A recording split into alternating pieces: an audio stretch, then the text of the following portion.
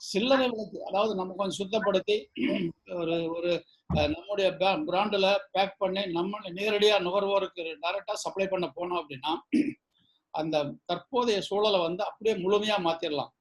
இடுபொருள் நமக்கு எளிமையான விலைக்கு, ரொம்ப சிக்கனமான விலைக்கு கிடைக்கும்.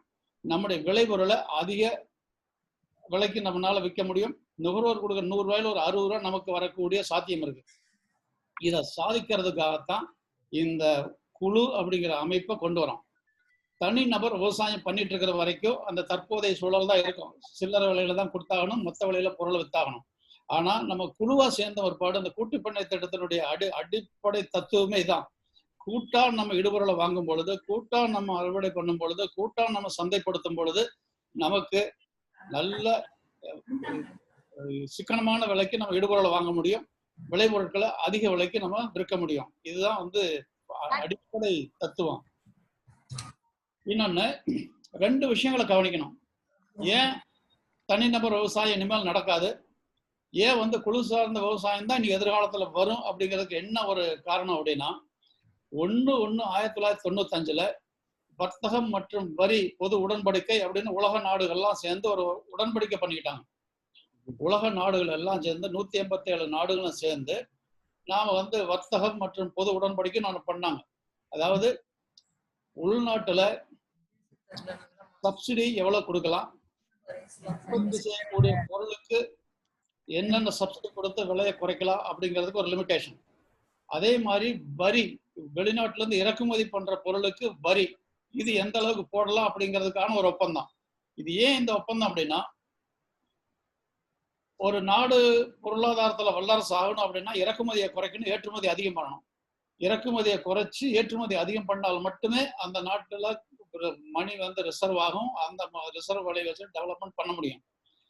இது என்ன ஆகுது அப்படின்னா, ஒவ்வொரு நாடும் ஒவ்வொரு சூழ்நிலையில சப்சிடி அதிக அளவுல கொடுக்கறதுனால இன்டர்நேஷனல் மார்க்கெட்ல அவங்களுக்கு சீப்பா கொண்டாந்து பொருளை கொடுத்துட்றாங்க. இப்ப சைனாக்காரன் கொண்டாந்து சீப்பா பொருளை கொடுக்குற மாதிரி நம்ம இந்திய பொருளை கொடுக்க முடியாது. ஏன்னா சைனால வந்து முழுக்க எல்லாமே ஃப்ரீ.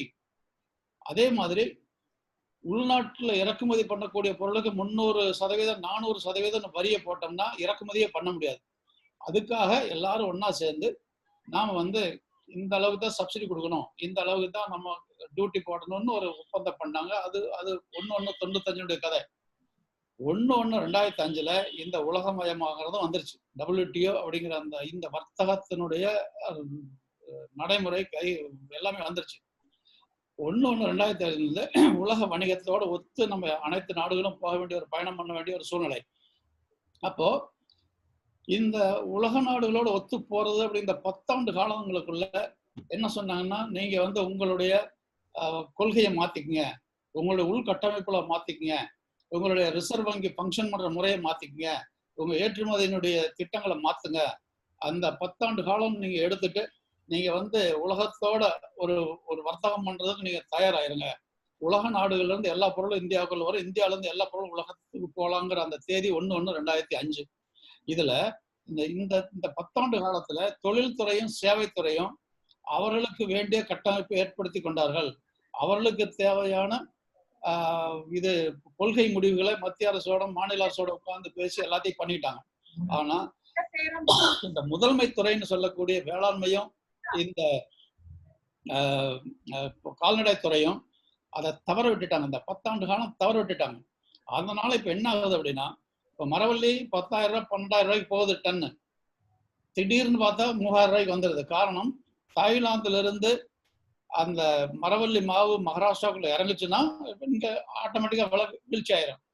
இப்ப நீங்க இறக்குமதியை வந்து தடை பண்ண முடியாது, ஏற்றுமதியை தடை பண்ண முடியாது. இந்த உலக வர்த்தக திட்டத்துல அந்த முதன்மை துறை தன்னை புதுப்பிச்சு, தொழில்துறை மாதிரியோ சேவைத்துறை மாதிரியோ தன்னை புதுப்பிச்சு கொள்ள மறந்துட்டதுனால இப்போ வந்து நம்ம வந்து சிக்கல் இருக்கோம். இப்ப சைனால இருந்து 5 ரூபாய்க்கு அரிசி வந்ததுன்னா நம்முடைய அரிசி உற்பத்தி என்ன ஆகும்?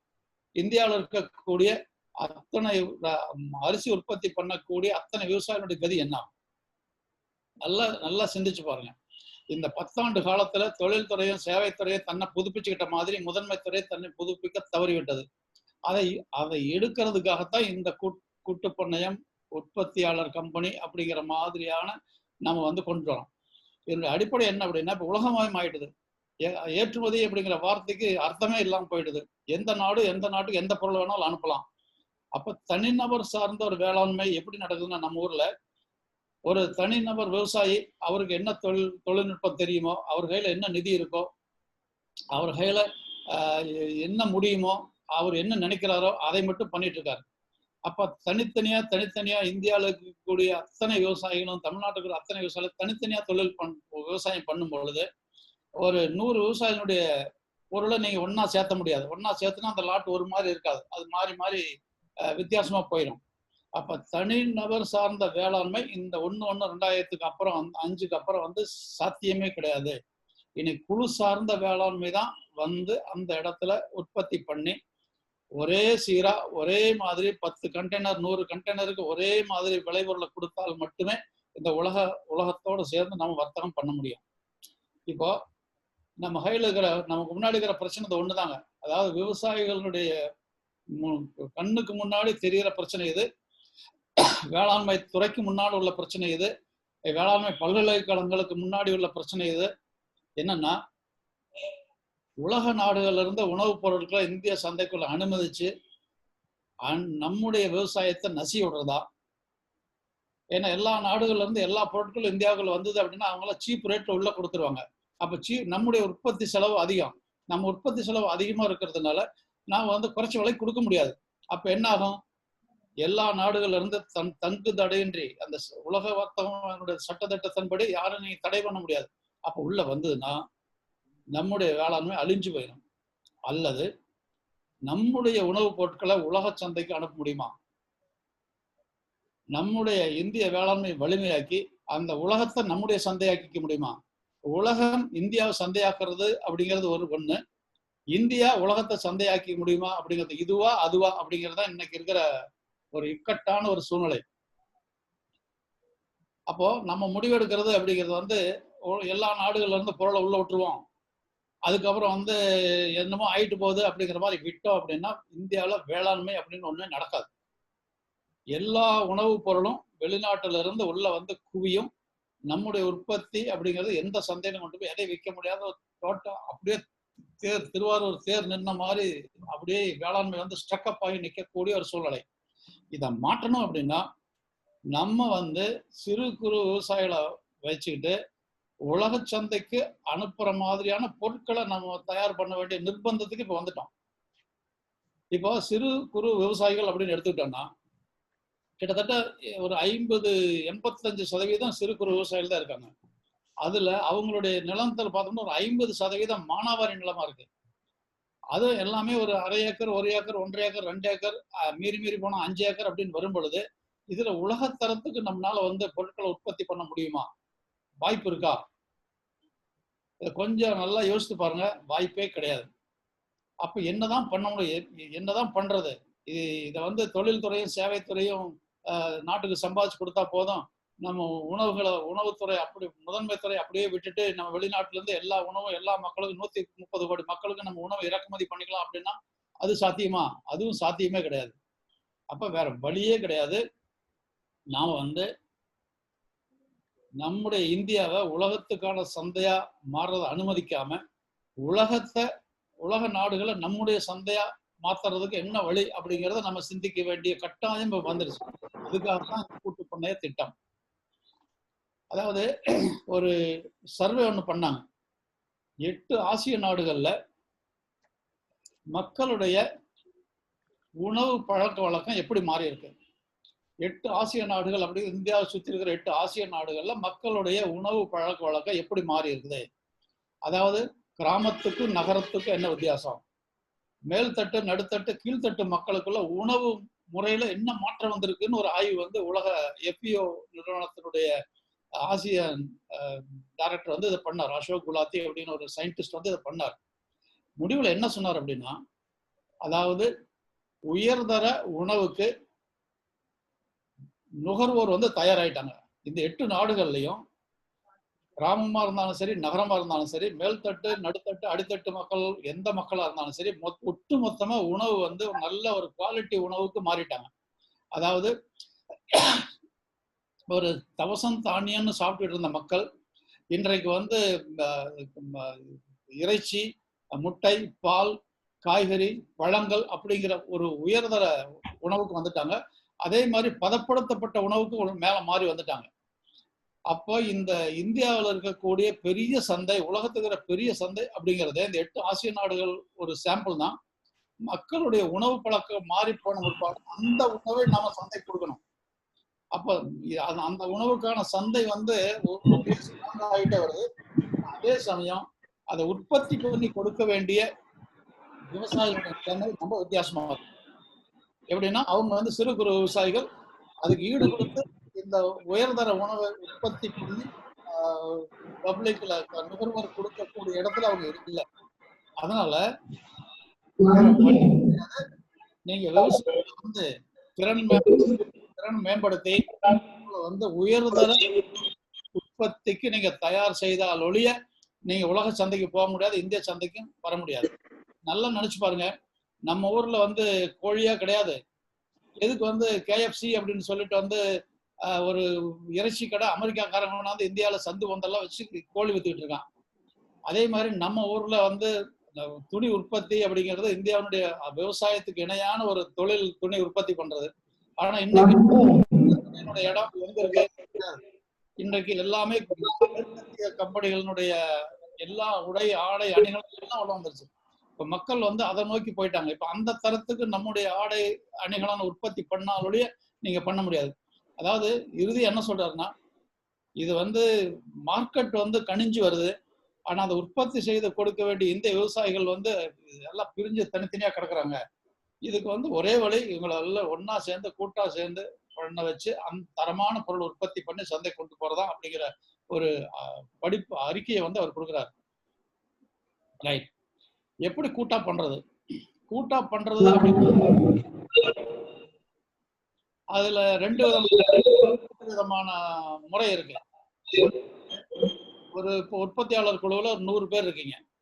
இந்த 100 பேர்த்துல ஒரு 40 பேராவது, 50 பேராவது, ஒரு 60 பேராவது ஒரே பருவத்தில் ஆடி பட்டமோ, புரட்டாசி பட்டமோ, தை பட்டமோ அல்லது சம்மர் கோடை பருவமோ ஒரே பருவத்துல ஒரே பயிர், ஒரே ரகம், இந்த அதிக பரப்பளவுல ஒரே வாரத்துல வயல் ப்ரிப்பேர் பண்ணி ஒரே வாரத்துல நாத்து விட்டு ஒரு நடவு வந்து ஒரு 10 நாளுக்குள்ள எடுத்து அதுக்கு அடுத்து வரக்கூடிய தொழில்நுட்பங்களை ஒரே மாதிரி கடைபிடிச்சு அறுவடை ஒரே மாதிரி பண்ணி ஒரு ஹை வால்யூம்ல ஒரு பொருளை கொண்டு வந்தால் ஒழிய நீங்க சந்தையில் ஜெயிக்க முடியாது.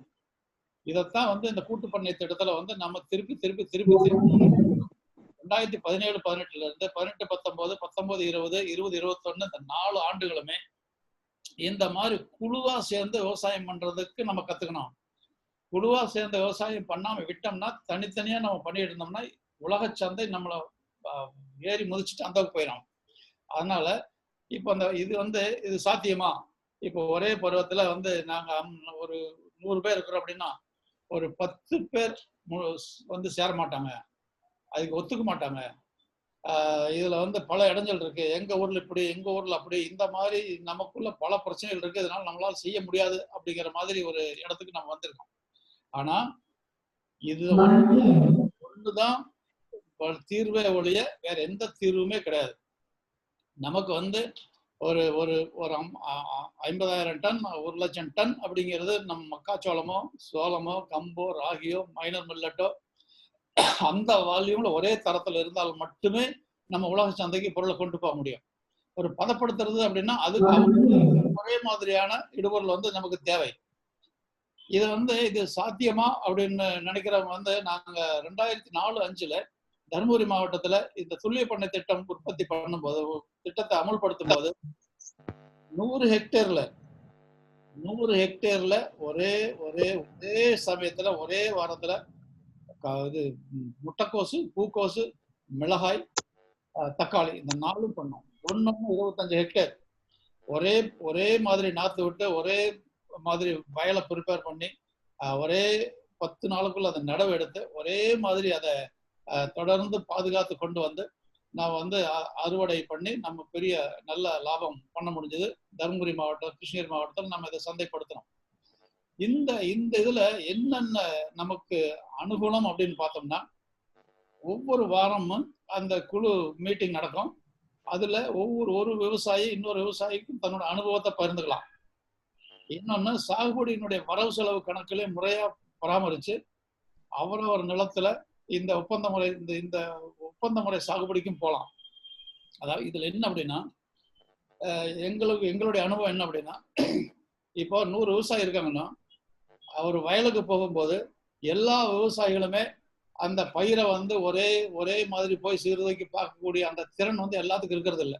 ஒரு 100 விவசாயிகள் ஒரு 5 பேர் மட்டும்தான் ஒரு தோட்டத்துக்குள்ள போனாங்கன்னா ஒரு ரவுண்டு வந்தாலே, இது அடுத்த வாரம் இது ஏதோ ஒரு வித்தியாசமா இருக்கு, இது ஒரு நோய் வரலாம் அல்லது இது ஒரு மைக்ரோ டிவிஷன்சி வரலாம் அப்படிங்கிறத ஆரம்பத்திலே தெரிஞ்சுக்கக்கூடிய விவசாயிகள் ஒரு 5 பேர் இருப்பாங்க.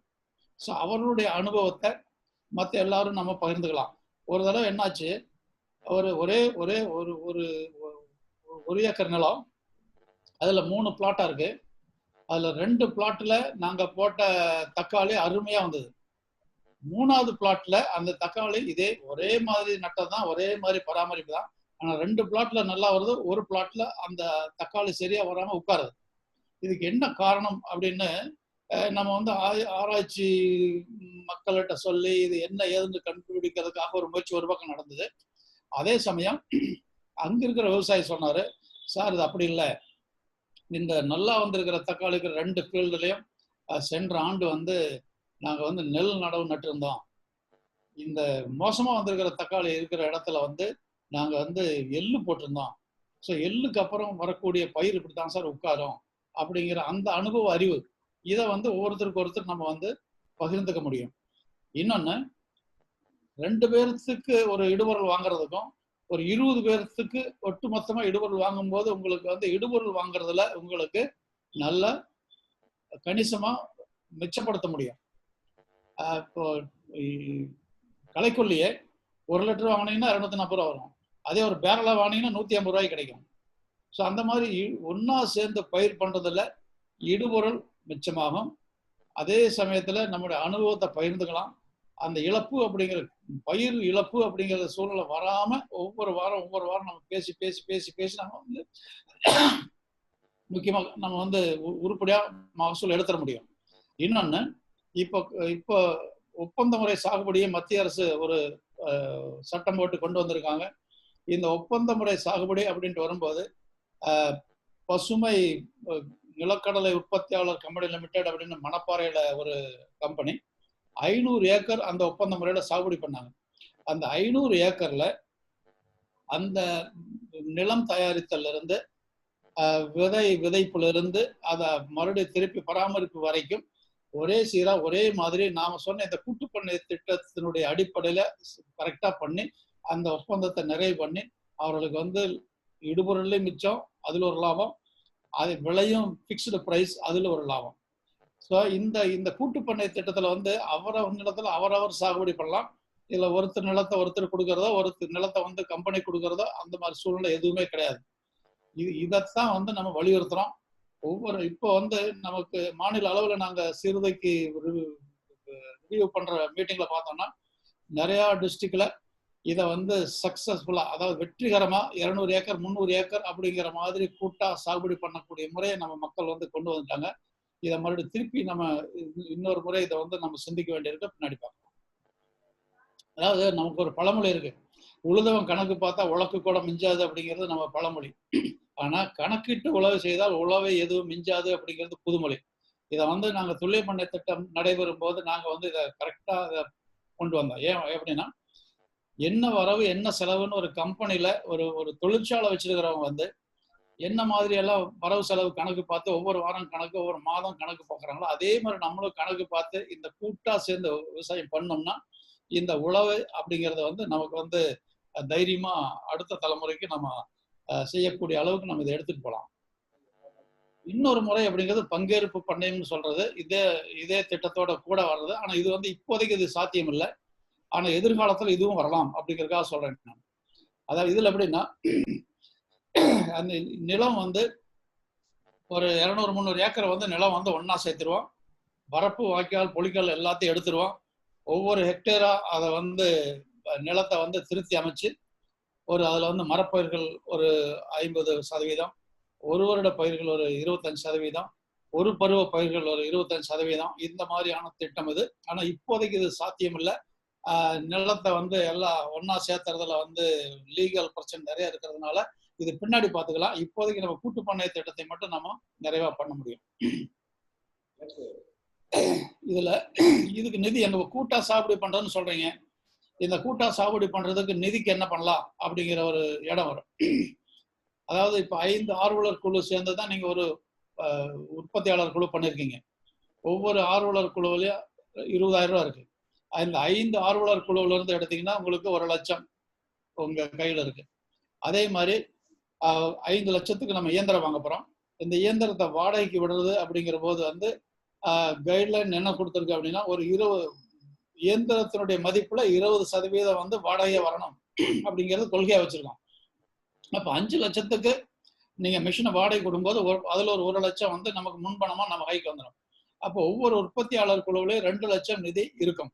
இதுல 50% நிதியை இந்த கூட்டு பண்ணையத்துல உபயோகப்படுத்திக்கலாம். 50% நிதியை சிறு வணிகத்திற்கு உபயோகப்படுத்திக்கலாம். இந்த கூட்டு பண்ணையத்துக்கு எப்படி அந்த மணியை உபயோகப்படுத்தலாம் அப்படின்னா, இந்த இடுபொருட்களை நீங்க மொத்த வியாபாரிகிட்ட இருந்து, அதாவது மேனுஃபேக்சர்கிட்ட டைரக்டா பல்கா நீங்க வாங்கலாம். அதை வந்து லாபம் வைக்காம அந்த டிரான்ஸ்போர்ட் காஸ்ட் மட்டும் ஆட் பண்ணி அந்த விவசாயிகளுக்கு நீங்க வித்தரலாம். இது ஒரு சுழல் நிதி மாதிரி நீங்க உபயோகப்படுத்திக்கலாம். அதுல இருந்து வாங்குறீங்க, விவசாயிக்கு வித்துறீங்க. அப்படி வரும்போது நமக்கு வந்து இந்த 1 லட்சம் ரூபாய் அதுல சுழல்றதுக்கான ஒரு நிதி நம்ம கையில இருக்கு, இப்ப இருக்கு. அதனால இந்த கூட்டு பண்ணைய திட்டத்தை மேற்கொள்றதுக்கு இந்த நமக்கு வந்து இந்த நிதி அப்படிங்கிறது ஒரு தடையே கிடையாது. இன்னொன்னு, நம்முடைய கட்டமைப்பு எப்படின்னு பார்த்தோம்னா, இந்த உற்பத்தி சார்ந்த வேளாண்மையை வந்து நம்ம சந்தை சார்ந்த வேளாண்மையா மாற்றணும். எப்படின்னா, இது வரைக்கும் என்ன பண்ணணும் அப்படின்னா, காலங்காலமா நம்முடைய முன்னோர்கள் முந்தைய தலைமுறையில என்ன பண்ணாங்கன்னா, நம்ம ஊர் கிளைமேட்டுக்கு நம்ம ஊர் மண்ணுக்கு என்ன பயிர் வருமோ அதை வந்து நம்ம உற்பத்தி பண்ணணும். ஆனா இன்னைக்கு சந்தை அப்படிங்கிறது வந்து அதனுடைய தேவை வந்து வேறையா இருக்கு. சந்தையினுடைய தேவை வேறையா இருக்கு. நாம உற்பத்தி சார்ந்த வேளாண்மை நம்மளால என்ன முடியும், நம்முடைய சூழ்நிலை என்ன, நம்முடைய பருவம் என்னங்கிற உற்பத்தி பண்ணும்போது சந்தையினுடைய தேவைக்கும் நம்ம உற்பத்தி பண்ண பொருளுக்கும் மேட்சாக போனதுனால நமக்கு வந்து விலை வீழ்ச்சி வருது. யாரும் எடுக்க மாட்டேங்கிறாங்க. எடுத்துட்டு போனா போதும் அப்படிங்கிற ஒரு சூழ்நிலைக்கு வந்துடுறோம்.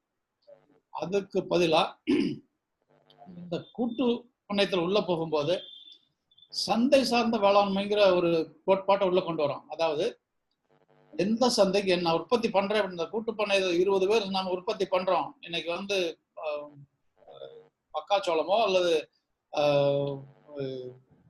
Black gram or green gram எதுவா இருந்தாலும், மக்காச்சோளமா நான் வந்து இந்த கோழி பண்ணைக்கு இந்த கம்பெனிக்கு நான் சுகுணாவுக்கு நான் பண்றேன், எஸ்கேமுக்கு நான் பண்றேன், பைனரி நான் பண்றேன் அப்படிங்கிற மாதிரி இந்த சந்தைக்கு இன்னாருக்காக நான் பண்றேன் அப்படின்னு சந்தை சார்ந்த வேளாண்மை எடுக்கிறது மாற்றுறது அப்படிங்கிறது தான் இதுல முக்கியமான நோக்கம்.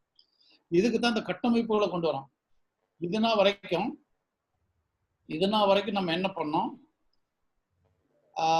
அதாவது பரவலா இருந்தோம், ஒரு சுகுணாவோ அல்லது ஒரு நிறுவனம் மாலத்தீவுக்கு ஏற்றுமதி பண்ற ஒரு நிறுவனமோ நம்ம கிட்ட வந்து ஒரு பொருள் வேணும், வருடம் பூரா எங்களுக்கு இந்த பொருள் இத்தனை குவான்டிட்டியில இந்தந்த தரத்துல எங்களுக்கு வேணும் அப்படின்னு அவங்க சொல்லும் போது தனி விவசாயிட்ட போய் அவங்களால வாங்க முடியாது.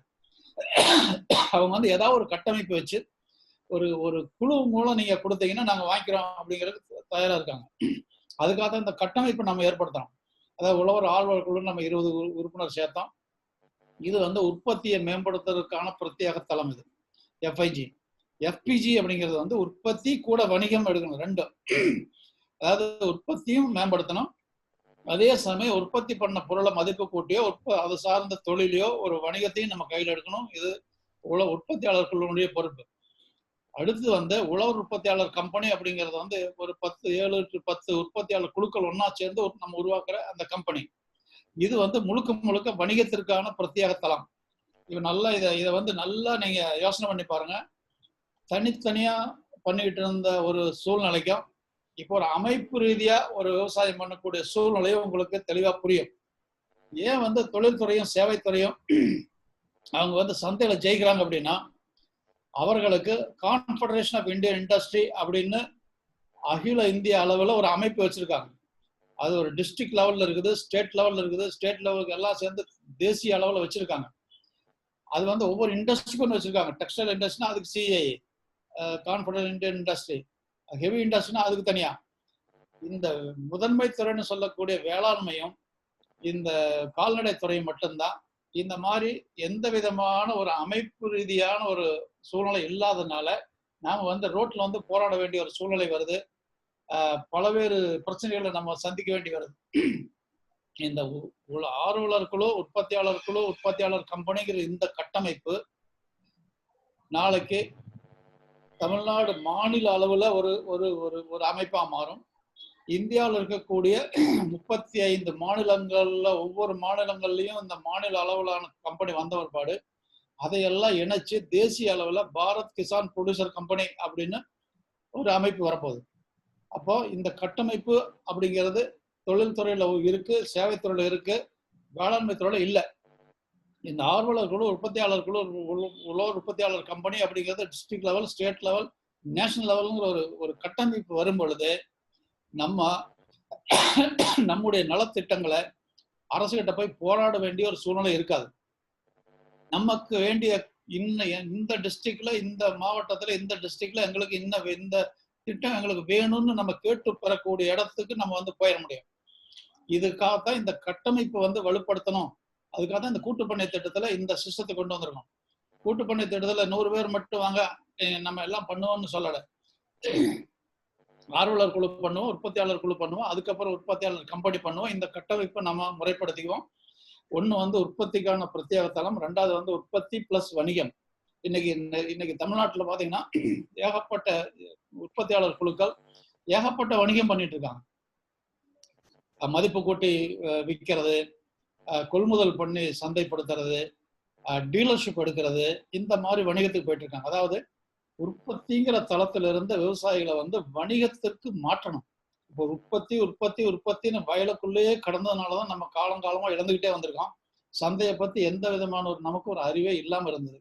இப்போ இந்த உற்பத்தியாளர்களுடைய ஒரு வேலை உற்பத்தி மேம்படுத்தணும், இன்னொரு வேலை வந்து சந்தையில என்ன நடக்குது, எந்த சந்தைக்கு நம்ம எதை உற்பத்தி பண்ணணும் அப்படின்னு சந்தைக்குள்ள கால் பதிக்கிறத இந்த உற்பத்தியாளர் குழுனுடைய வேலை.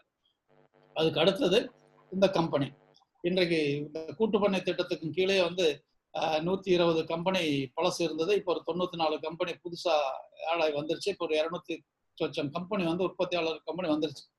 காலப்போக்கில் இது ஒரு 2000 உற்பத்தியாளர் குழுக்கள் வந்தது அப்படின்னா கிட்டத்தட்ட தமிழ்நாட்டில் நம்ம முன்னோடி விவசாயில இருக்கிறவங்க அத்தனை பேரும் இந்த சிஸ்டத்துக்குள்ள வந்துடுவாங்க. இந்த சிஸ்டத்துக்குள்ள வரும்போது உற்பத்தி நம்முடைய கண்ட்ரோலுக்கு வரும், சந்தை நம்முடைய கண்ட்ரோலுக்கு வரும், நம்முடைய பொருளுக்கு நாமளே விளைவிக்கக்கூடிய ஒரு இடத்துக்கு நம்மளால வந்து போக முடியும்.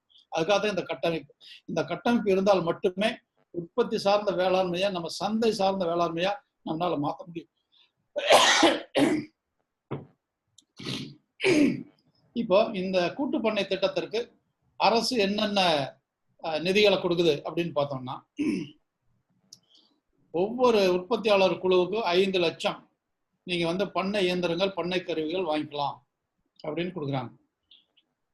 இதை கூட ஒரு குழு, ஒரு உற்பத்தியாளர் குழு தனியா 5 லட்சத்துக்கு வாங்காம 2 உற்பத்தியாளர் குழு சேர்ந்து 10 லட்சத்துக்கு நீங்க வாங்கி 200 பேர் உபயோகப்படுத்தலாம். 3 உற்பத்தியாளர் குழு 15 லட்சத்துக்கு நீங்க கருவிகளை வாங்கி நீங்க 300 பேர் நீங்க அதை பயன்படுத்தலாம். அது மாதிரி 10 உற்பத்தியாளர் குழுவும் சேர்ந்து 50 லட்சத்துக்கு நீங்க கருவிகள் வாங்கிக்கலாம். இந்த கூட்டா செயல்படுறது அப்படிங்கிறது வந்து சாகுபடியில மட்டும் இல்ல, இந்த இயந்திரங்கள் வாங்குவதில் கூட கூட்டா நம்ம சேர்ந்து வாங்கலாம். ஆனா நீங்க சொல்லுவீங்க அது எங்க ஊர்ல ஒத்துக்க முடியாது, எங்க குழுவுக்குள்ளேயே பிரச்சனை அதிகமா இருக்கு, நாங்க இன்னொரு குழுவோட சேர்ந்து நாங்க எங்க போய் வாங்க போறோம், தமிழ்நாட்டில் இதெல்லாம் நடக்குமா அப்படின்னு நீங்க கேட்கறது எனக்கு கேட்குது. 2 உதாரணம் சொல்றேன். ஈரோடு மாவட்டத்துல கனகிரி உற்பத்தியாளர் கம்பெனியினுடைய 10 குழுக்கள் ஒன்னா சேர்ந்து 50 லட்சத்துக்கு பண்ணை இயந்திரங்கள் வாங்கி கஸ்டம் ஹைரிங் மாதிரி இப்போ பயன்படுத்திட்டு இருக்காங்க. அந்த மொத்த வருமானம் கம்பெனிக்கு வந்துட்டு. விழுப்புரம் மாவட்டத்துல 10 உற்பத்தியாளர் குழுக்கள் ஒன்னா சேர்ந்து 50 லட்சத்தை சேர்த்து அதுக்கு மேல அவங்களுடைய முதலீடு ஒரு 10 லட்சம், ஆளுக்கு 1000 ரூபாய், இன்னொரு 1000 ரூபாய் கொடுத்து 60 லட்சத்துக்கு 3 நெல் அறுவடை இயந்திரங்கள் வாங்கியிருக்காங்க. ஸோ இந்த கூட்டா வயல்ல பண்ணையம் பண்றது அப்படிங்கிறது ஒண்ணு. இந்த இயந்திரங்கள், அதாவது இந்த கூட்டு பண்ணையத்தை ஊக்குவிக்கிறதுக்காக கொடுக்கக்கூடிய இந்த இயந்திரங்களுக்கான நிதியையும் நீங்க கூட்டா சேர்ந்து வாங்கி பயன்படுத்துறதுக்கான வாய்ப்புகள் அதிகம். நீங்க படத்தை பாத்தீங்கன்னா தெரியும். இது பாத்தீங்கன்னா 2017-18 3 மெஷின் 60 லட்சம். இது வந்து 10 குழு ஒன்னா சேர்ந்து 50 லட்சத்தை எடுத்துட்டாங்க. அதுக்கப்புறம் ஒவ்வொரு உறுப்பினரும் 1000 ரூபாய் கொடுத்து 10 லட்சம்.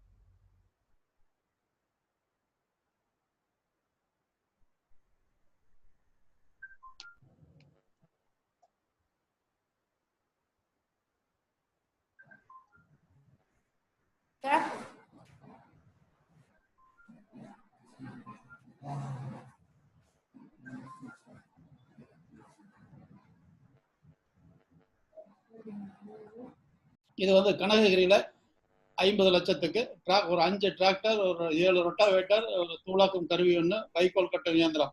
இதை நம்முடைய அரசு செயலர் அவர்கள் வந்து ஜூலை மாசத்துல வந்து நேரில் இங்க பார்வையிட்டாங்க. தலைவாசல்ல இந்த எல்லா மிஷினையும் அங்க கொண்டு போய் அந்த ஃபங்க்ஷன்ல வச்சு மற்ற விவசாயிகள் எல்லாருமே வந்து பார்த்துட்டு போனாங்க.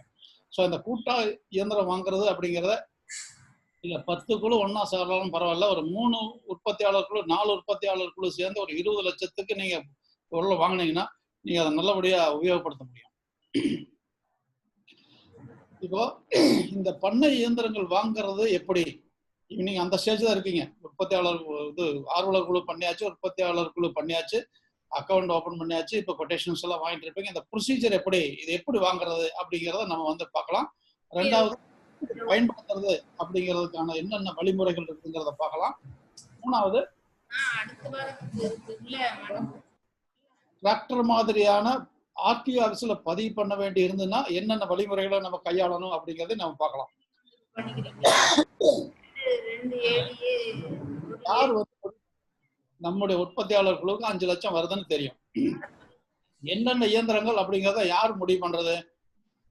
இந்த உற்பத்தியாளர் குழுவில் இருக்கிற நீங்க ஒரு 15 பேருமே முடிவு பண்ணிருவீங்களா? அப்படி பண்ணக்கூடாது.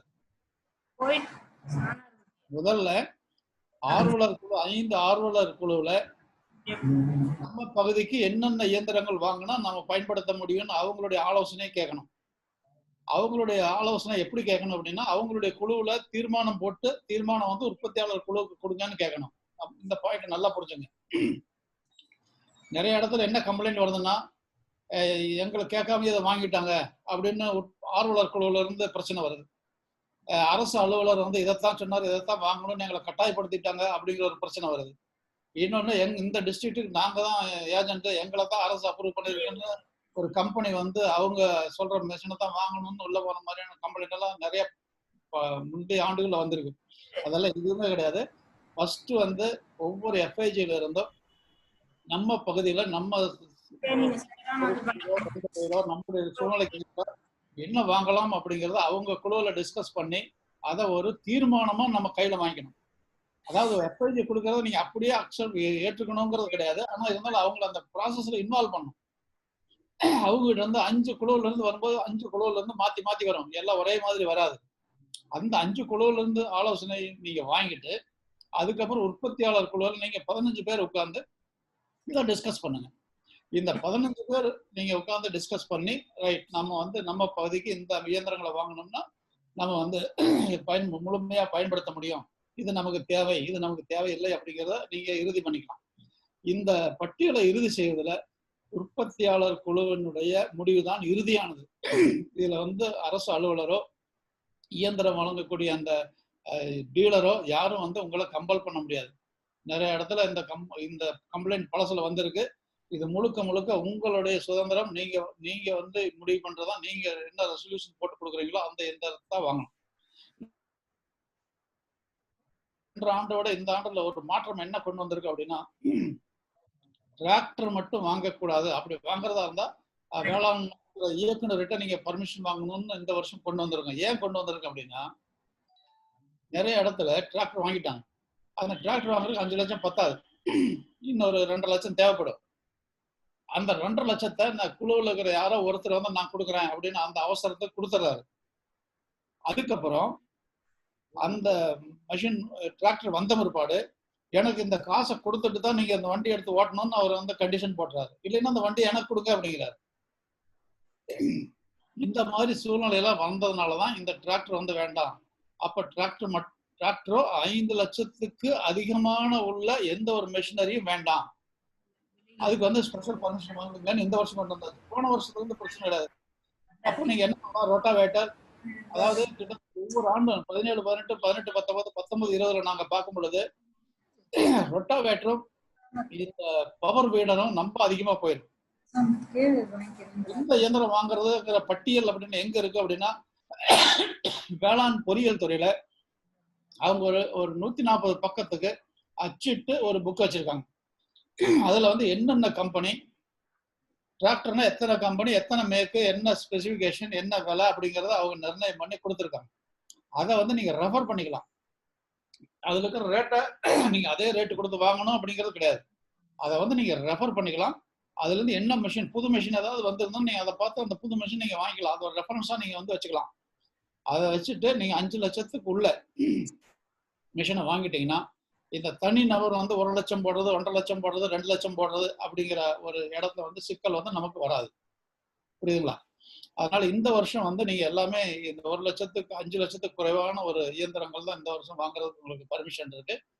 அதை வந்து நீங்க குழுவுல முடிவு பண்ணி நீங்க அதுக்கப்புறம் வந்து உற்பத்தியாளர் குழுவுல முடிவு பண்ண பிற்பாடு நீங்க வந்து மாவட்ட இணை வேளாண்மை இயக்குனருக்கு அந்த ரெசல்யூஷன் கொடுக்கணும்.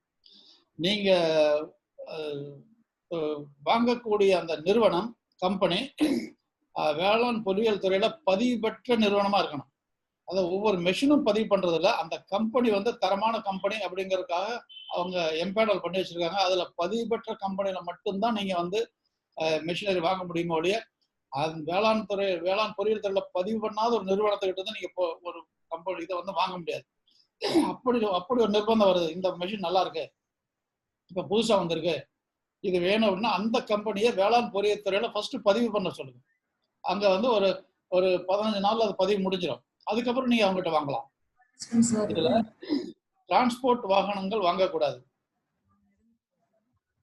தோஸ்த் வாங்கிக்கிறேன், எய்ச்சர் வாங்கிக்கிறேன், மினி ஆட்டோ வாங்கிக்கிறேன் அப்படின்னு டிரான்ஸ்போர்ட் வண்டிக்கு இதுல பர்மிஷன். ஏன்னா அது வந்து பண்ணை கருவிகளுடைய லிஸ்ட்ல அது இல்லை. ரெண்டாவது ஜேசிபி, விவசாயத்துல வந்து அதிக அளவுல இது பயன்படுது. அதனால என்ன ஜேசிபி வாங்கிக்கலாமா அப்படின்னா ஜேசிபியும் வாங்க முடியாது. ஏன்னா அது வந்து பண்ணை கருவிகளுடைய பட்டியல்ல அது இல்லாத, இன்னைக்கு வரைக்கும் இல்லை அப்படிங்கிறனால அது ரெண்டு வாங்க முடியாது.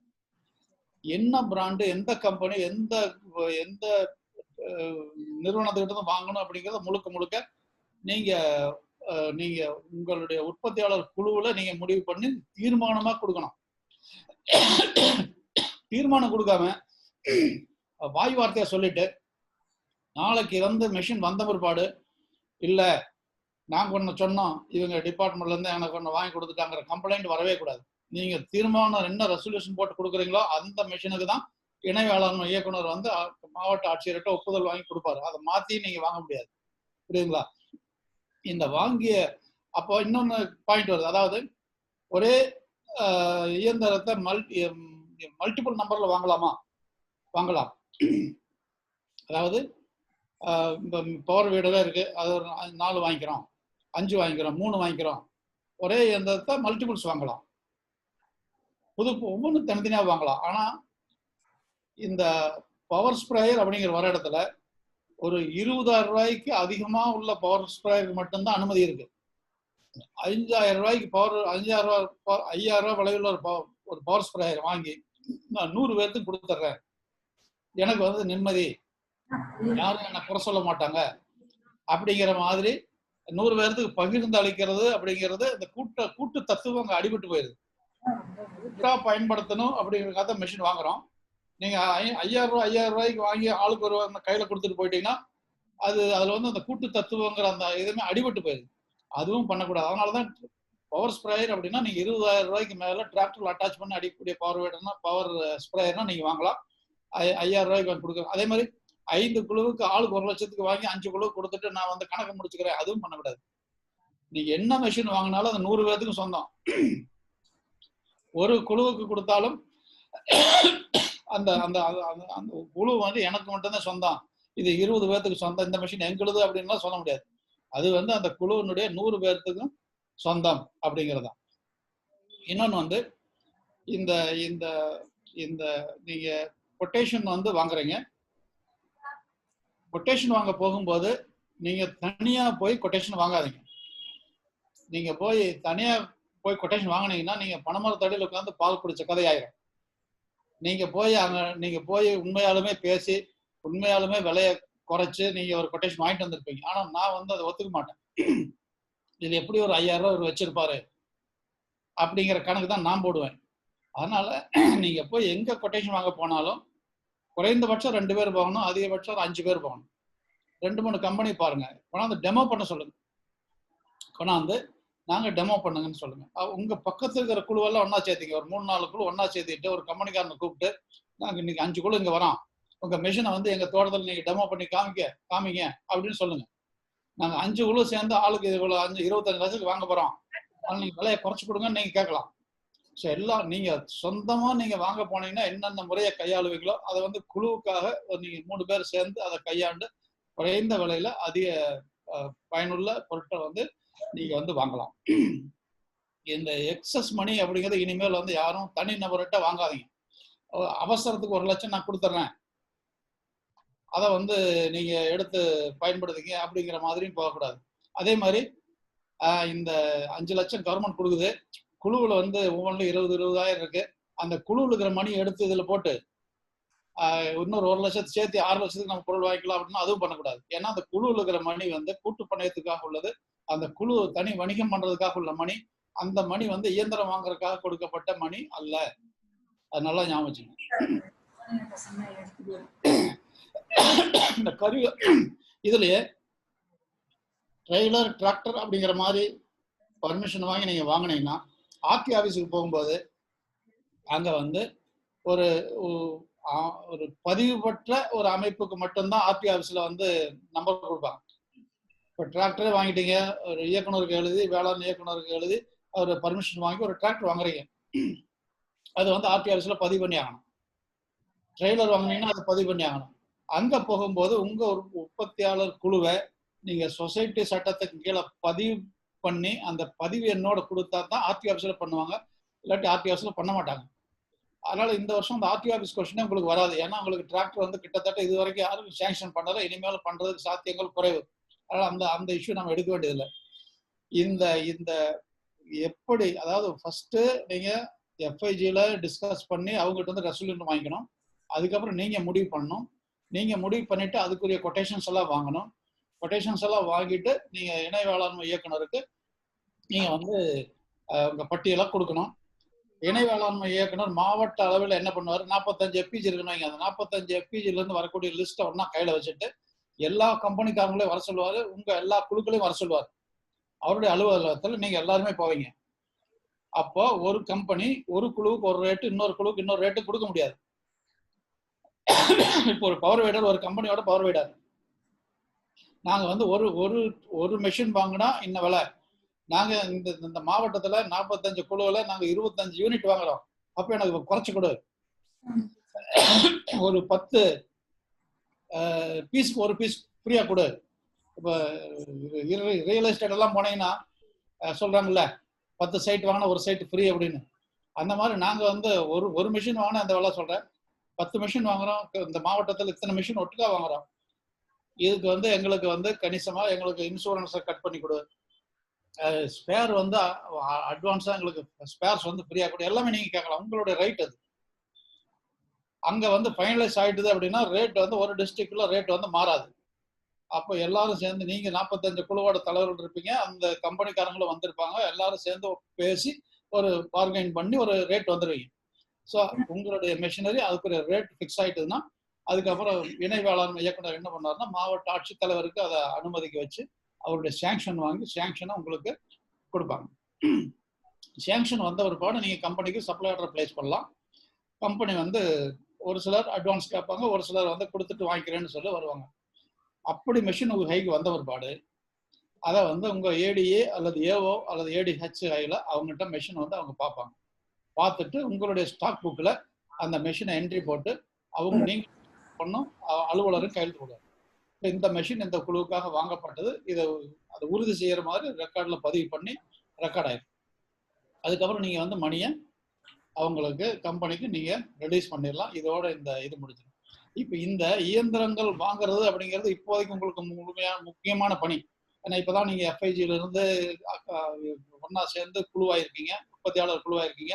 உற்பத்தியாளர் குழுவுக்கு அக்கௌண்ட் ஓப்பன் பண்ணி தயார் நிலையில் இருக்கீங்க. இந்த ப்ராசஸ் நடந்துகிட்டு இருக்கு.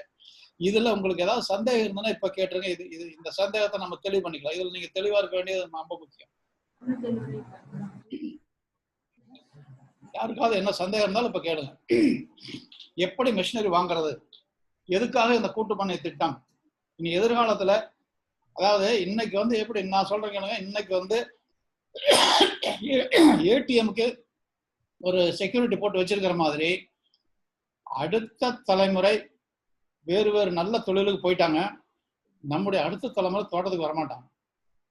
அப்போ அந்த தோட்டத்தை வேலி போட்டு அங்கே ஒரு செக்யூரிட்டி போட்டு இது என்னோட தோட்டம், இதுக்குள்ள யாரும் வந்து வீடை கட்டிடாதீங்க, என்கரேஜ் பண்ணிடாதீங்கன்னு போட்டிருக்கிற சூழல் வரும்.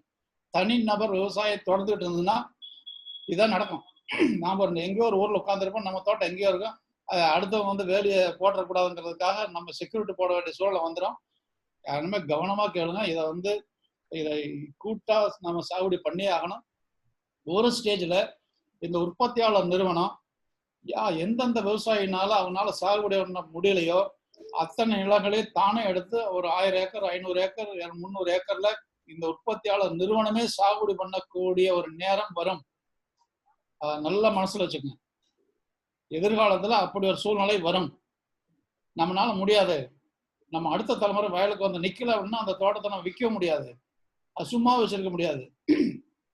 அப்ப வந்து இந்த குழு உற்பத்தியாளர் குழுவும் நிலத்தை எடுத்து ஒரு கான்ட்ராக்ட் சிஸ்டம் மாதிரி நம்ம ஒரு 50 ஏக்கர் 100 ஏக்கர் எடுத்து நம்மளும் உற்பத்தி பண்ணலாம். இல்லாட்டி அதுல வந்து 1 லட்சம் ரூபா 2 லட்சம் ரூபாய் இருக்கும். 1 லட்சம் ரூபாய் வந்து கூட்டு பண்ணையத்துக்கு யூஸ் பண்ணிட்டு மீதி 1 லட்சம் இருக்கு இல்லையா, அதை வந்து வணிகத்துக்கு யூஸ் பண்ணலாம். அதுல வந்து நீங்க ப்ராசஸிங் மிஷின் வாங்கலாம், என்ன வேணாலும் பண்ணிக்கலாம். இந்த 5 லட்சத்துல நீங்க வந்து பதப்படுத்தக்கூடிய கருவிகள் நீங்க வாங்க முடியாது.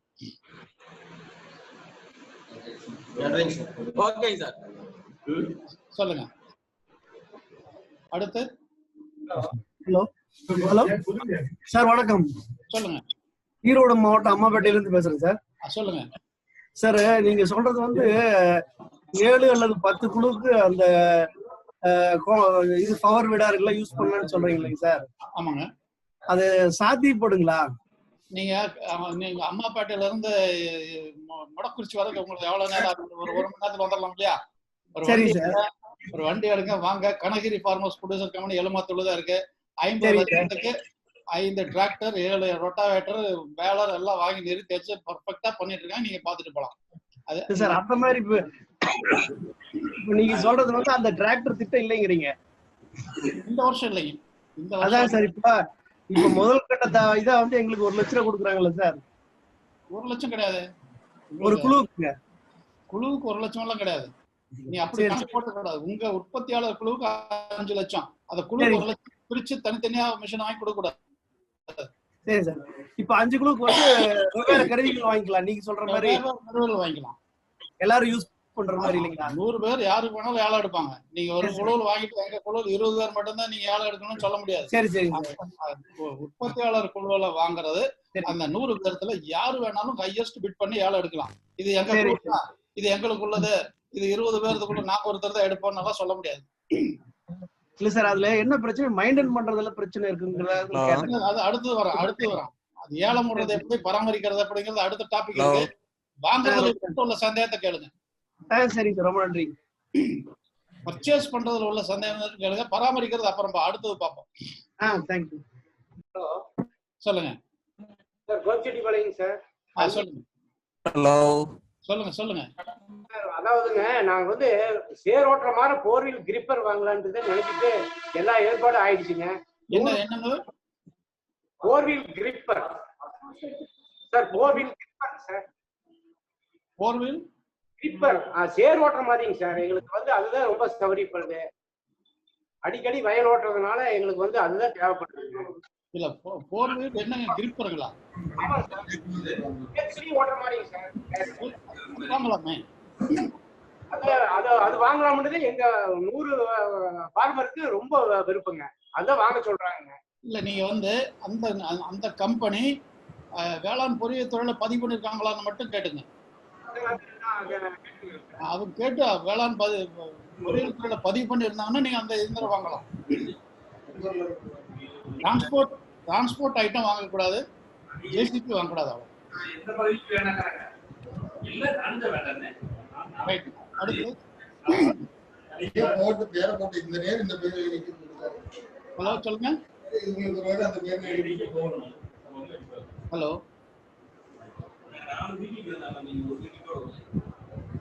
வேற ஏதாவது சந்தேகம் இருக்குங்களா? ஹலோ, எப்படி வாங்குறது, எப்படி வாங்குறதுங்களை மட்டும் கேளுங்க.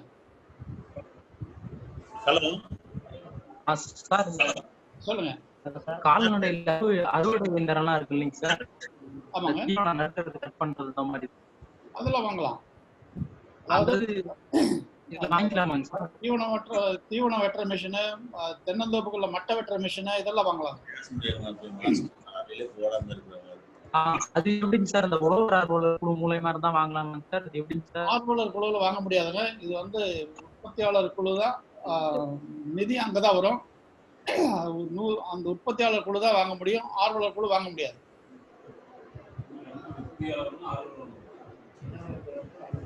சார், பெருந்துறையிலிருந்து பேசுறேன் சார். சொல்லுங்க சார். இப்ப வேற இம்ப்ளிமெண்ட் வாங்கணும்னா யூஸ் பண்ற டிராக்டர் இல்லைங்க சார். டிராக்டர் வாங்கணும்னு என்னங்க சார் பண்ணணும்? டிராக்டர் வாங்கணும்னா நீங்க என்ன பண்ணணும், நீங்க வந்து உங்க குழுவில் ஒரு தீர்மானம் போட்டு எங்களுக்கு வந்து டிராக்டர் அவசியம். சரி சார். உபரியா வரக்கூடிய 2.5 லட்சத்தை நாங்க 100 பேரும் சேர்ந்து சரிசமமா நாங்க போட்டுக்கிறோம். சரி சரி சார். சரி. அப்படிங்கிற ஒரு அண்டர்டேக்கிங்கோட நீங்க இணை வேளாண்மை இயக்குனர் கொடுங்க. அவர் வந்து டைரக்டர் அக்ரிகல்ச்சர்ட்ட பர்மிஷன் வாங்கி கொடுத்துருவார். ஒரு நபர் நான் எக்ஸஸ் வர 2.5 லட்சத்தை நாங்க வந்து 2 பேர் சேர்ந்து 2 பேர் போட்டுக்கிறோம், அனுமதி கொடுங்க அப்படின்னா கொடுக்க மாட்டாங்க. அதாங்க சார், 100 பேர் சேர்ந்து சரிசமமா ஆளுக்கு 2500 ரூபாய் போட்டு நாங்க 2.5 லட்சம் பண்ணிக்கிறோம் அப்படின்னா ஓகே பண்ணிடுவோம். சரி சரி சார். ஓகே. எதுக்கு அப்படின்னா நிறைய சிக்கல் வந்துருச்சுங்க. டிராக்டர் கொண்டு நிறுத்தி வச்சுக்கிறாரு, எனக்கு இந்த காசை கூட நான் வண்டி விடுறேங்கிறாரு. அதாவது அந்த 1 லட்சம் எக்ஸஸ் 2 பேர்த்துட்டு வாங்குறீங்க வைங்க. ஆமாங்க சார். ஆமாங்க ஆமாங்க. அந்த 2 பேர் வந்து வண்டி விடமானேன்றாங்க. எனக்கு காசை கொடுத்துட்டு நீ வண்டியை எடுத்து ஏலத்தை கொடு, அது வரைக்கும் எங்க வீட்டுல நிக்கட்டும், பல பிரச்சனை வந்துருச்சு. சரி சரி சார். சரிங்க. அதுக்காக தான். ஓகே ஓகேங்க சார். ஓகேங்க சார். Thank you sir. பர்ச்சேஸ் பண்றதுல வேற ஏதாவது சந்தேகம் இருக்கா உங்களுக்கு? அடுத்தது போலாமா, எப்படி பராமரிக்கிறதுன்னு? ரைட். அதாவது இது வந்து பண்ணை கருவிகளை எப்படி வாடகை கொடுறது, எப்படி பராமரிக்கிறது அப்படிங்கிறத பார்க்கலாங்க.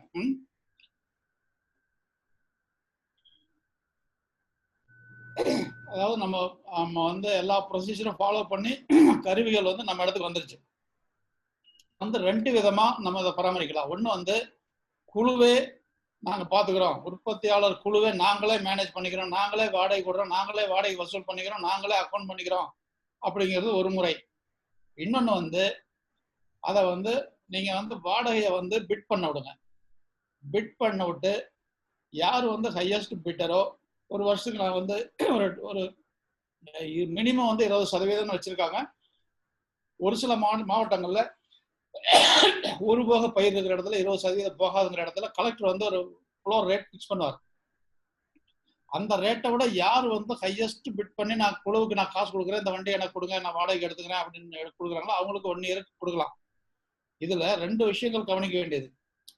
குழுவே அதை நாங்க வாடகை டெய்லி வாடகை போட்டு நாங்களே கணக்கு போட்டு நாங்களே பண்ணிக்கிறோம்னு எடுக்கும்போது என்னென்ன பிரச்சனை வரும் அப்படின்னா, அவங்க அக்கௌண்ட் பண்ற முறையில வந்து தப்பு வரும். எனக்கு வேண்டியவங்களுக்கு நான் என்ன பண்ணுவேன், 5 ஏக்கர் ஓட்டிட்டு 2 ஏக்கர் கணக்கு காமிப்பேன். எனக்கு வேண்டாத ஆள் அப்படின்னா நான் என்ன பண்ணுவேன், ரோட்ல போற நேரம் அங்கிருந்து திரும்பி வர நேரத்தெல்லாம் சேர்த்து ஒரு அரை ஏக்கர் 1 ஏக்கர் சேர்த்தி போட்டு நான் வசூல் பண்ணுவேன். ஒரு மெஷின் எவ்வளவு மணி நேரத்துக்கு ஓடிச்சு என்ன ஏதுங்கிறத ஜிபிஎஸ் ஃபிட் பண்ணாலும் அதுல வந்து கண்காணிக்க முடியாது. அதனால குழுவே பராமரிக்கிறது அப்படிங்கிற இடத்துல வந்து ஒரு சின்ன ஒரு மெஷின்ல ஒரு ரிப்பேர் வருதுன்னு, அப்ப என்ன பண்ணுவாரு, தலைவர் பார்க்கட்டும்னு செயலாளர் இருப்பாரு, செயலாளர் பார்க்கட்டும்னு பொருளாளர் இருப்பாரு. அந்த ரிப்பேர் பண்ணி முடிக்கிறதுக்குள்ள சார் வணக்கம் சார். சொல்லுங்க sir Dindigul district Thoppampatti block sir. சொல்லுங்க சார். இந்த சில டவுட் கேக்குறாங்க சார் ஃபார்மர். சொல்லுங்க சொல்லுங்க. வணக்கம் சார். வணக்கம் வணக்கம் சொல்லுங்க. இப்ப வந்து குழுவில் வந்து உற்பத்தி ஆகிற காய்கறிகள் மற்ற பொருட்கள் எல்லாமே வந்து தனியார் வாகனத்தால சார் நாங்க கொண்டு போயிட்டு இருக்கிறோங்க. சரி. அதிகமான வாடகை வாங்குறாங்க. சரி. இதை நான் ஏங்க எங்க குழுவுக்காக வந்து விவசாயிகளுடைய தேவைக்காக வந்து இந்த மாதிரி டாடா ஏசி வாகனங்கள் வாங்கி பயன்படுத்த முடியுங்களா முடியாதுங்களா? அதாவது இந்த 5 லட்சத்துல நீங்க பண்ண முடியாது. ஒரு நிமிஷம், 5 லட்சத்துல நீங்க அதை பண்ண முடியாது. நீங்க வந்து 10 குழு ஒன்னா சேர்ந்து உற்பத்தியாளர் கம்பெனின்னு வந்தீங்கன்னா, உற்பத்தியாளர் கம்பெனிங்கிற நிலைக்கு நீங்க மாறினீங்கன்னா உங்க கையில 10 லட்சம் இருக்கும். இணைப்பங்கு நிதி 10 லட்சம் வரும். ஸ்டார்ட் அப் கிராண்ட் 5 லட்சம் வரும். 25 லட்சம் உங்க கையில நிதி இருக்கும். நீங்க என்ன டிரான்ஸ்போர்ட் வெஹிக்கிளோ லாரியோ பஸ் என்ன வேணாலும் நீங்க வாங்கலாம். ஆனா உற்பத்தியாளர் கொடுக்குற இந்த 5 லட்சத்துல நீங்க டிரான்ஸ்போர்ட் வெஹிக்கிள் வாங்க முடியாது. பேசுறவங்க வந்து பேசுறவங்க மட்டும் மைக் ஆன் பண்ணாங்க, மற்றவங்க வந்து மைக் நிறைய. தொப்பம்பட்டி கிளியர் ஆயிட்டீங்களா? தொப்பம்பட்டி அதாவது நீங்க கம்பெனியா உருமாறின பிற்பாடு கம்பெனி நிதியில இருந்து நீங்க வண்டி வாங்கிக்கலாம் ஒழிய அந்த 5 லட்சத்தை வச்சு நீங்க ஒரு டிரான்ஸ்போர்ட் வெஹிக்கிள் வாங்க முடியாது. சரிங்களா?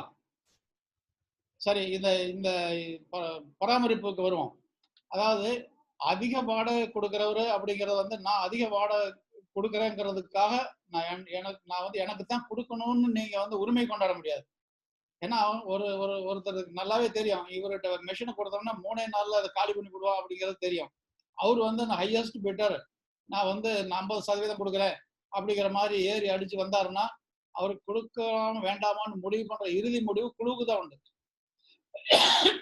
ஹையஸ்ட் ரேட் கேட்கிறாருங்கிறதுக்காக வேண்டி ஒரு வந்து எனக்கு தான் கொடுக்கணும்னு குழுவை கட்டாயப்படுத்த முடியாது. அதை நல்லா ஞாபகம் வச்சுங்க.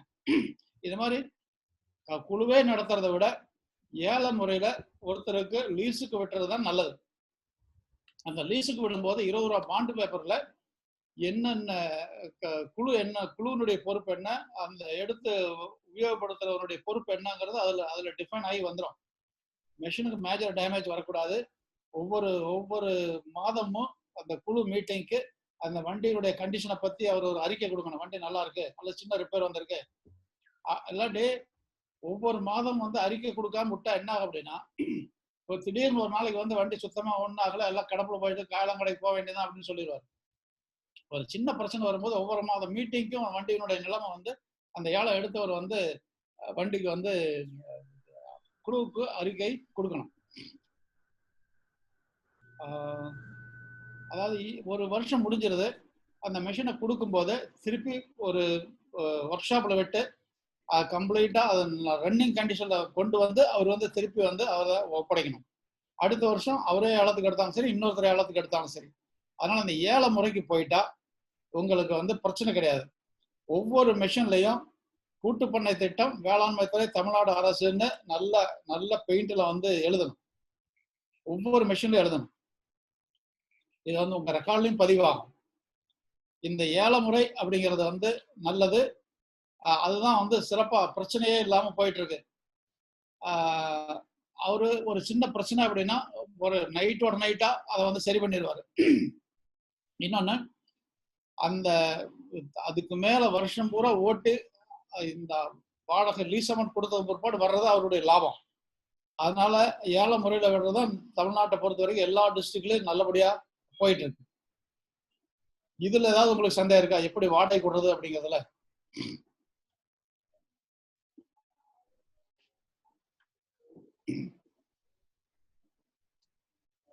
வண்டி வாங்கிட்டீங்களா, இல்ல வாங்குற ஸ்டேஜ் இருக்கீங்களா, மெஷின்லாம் வந்துருச்சா?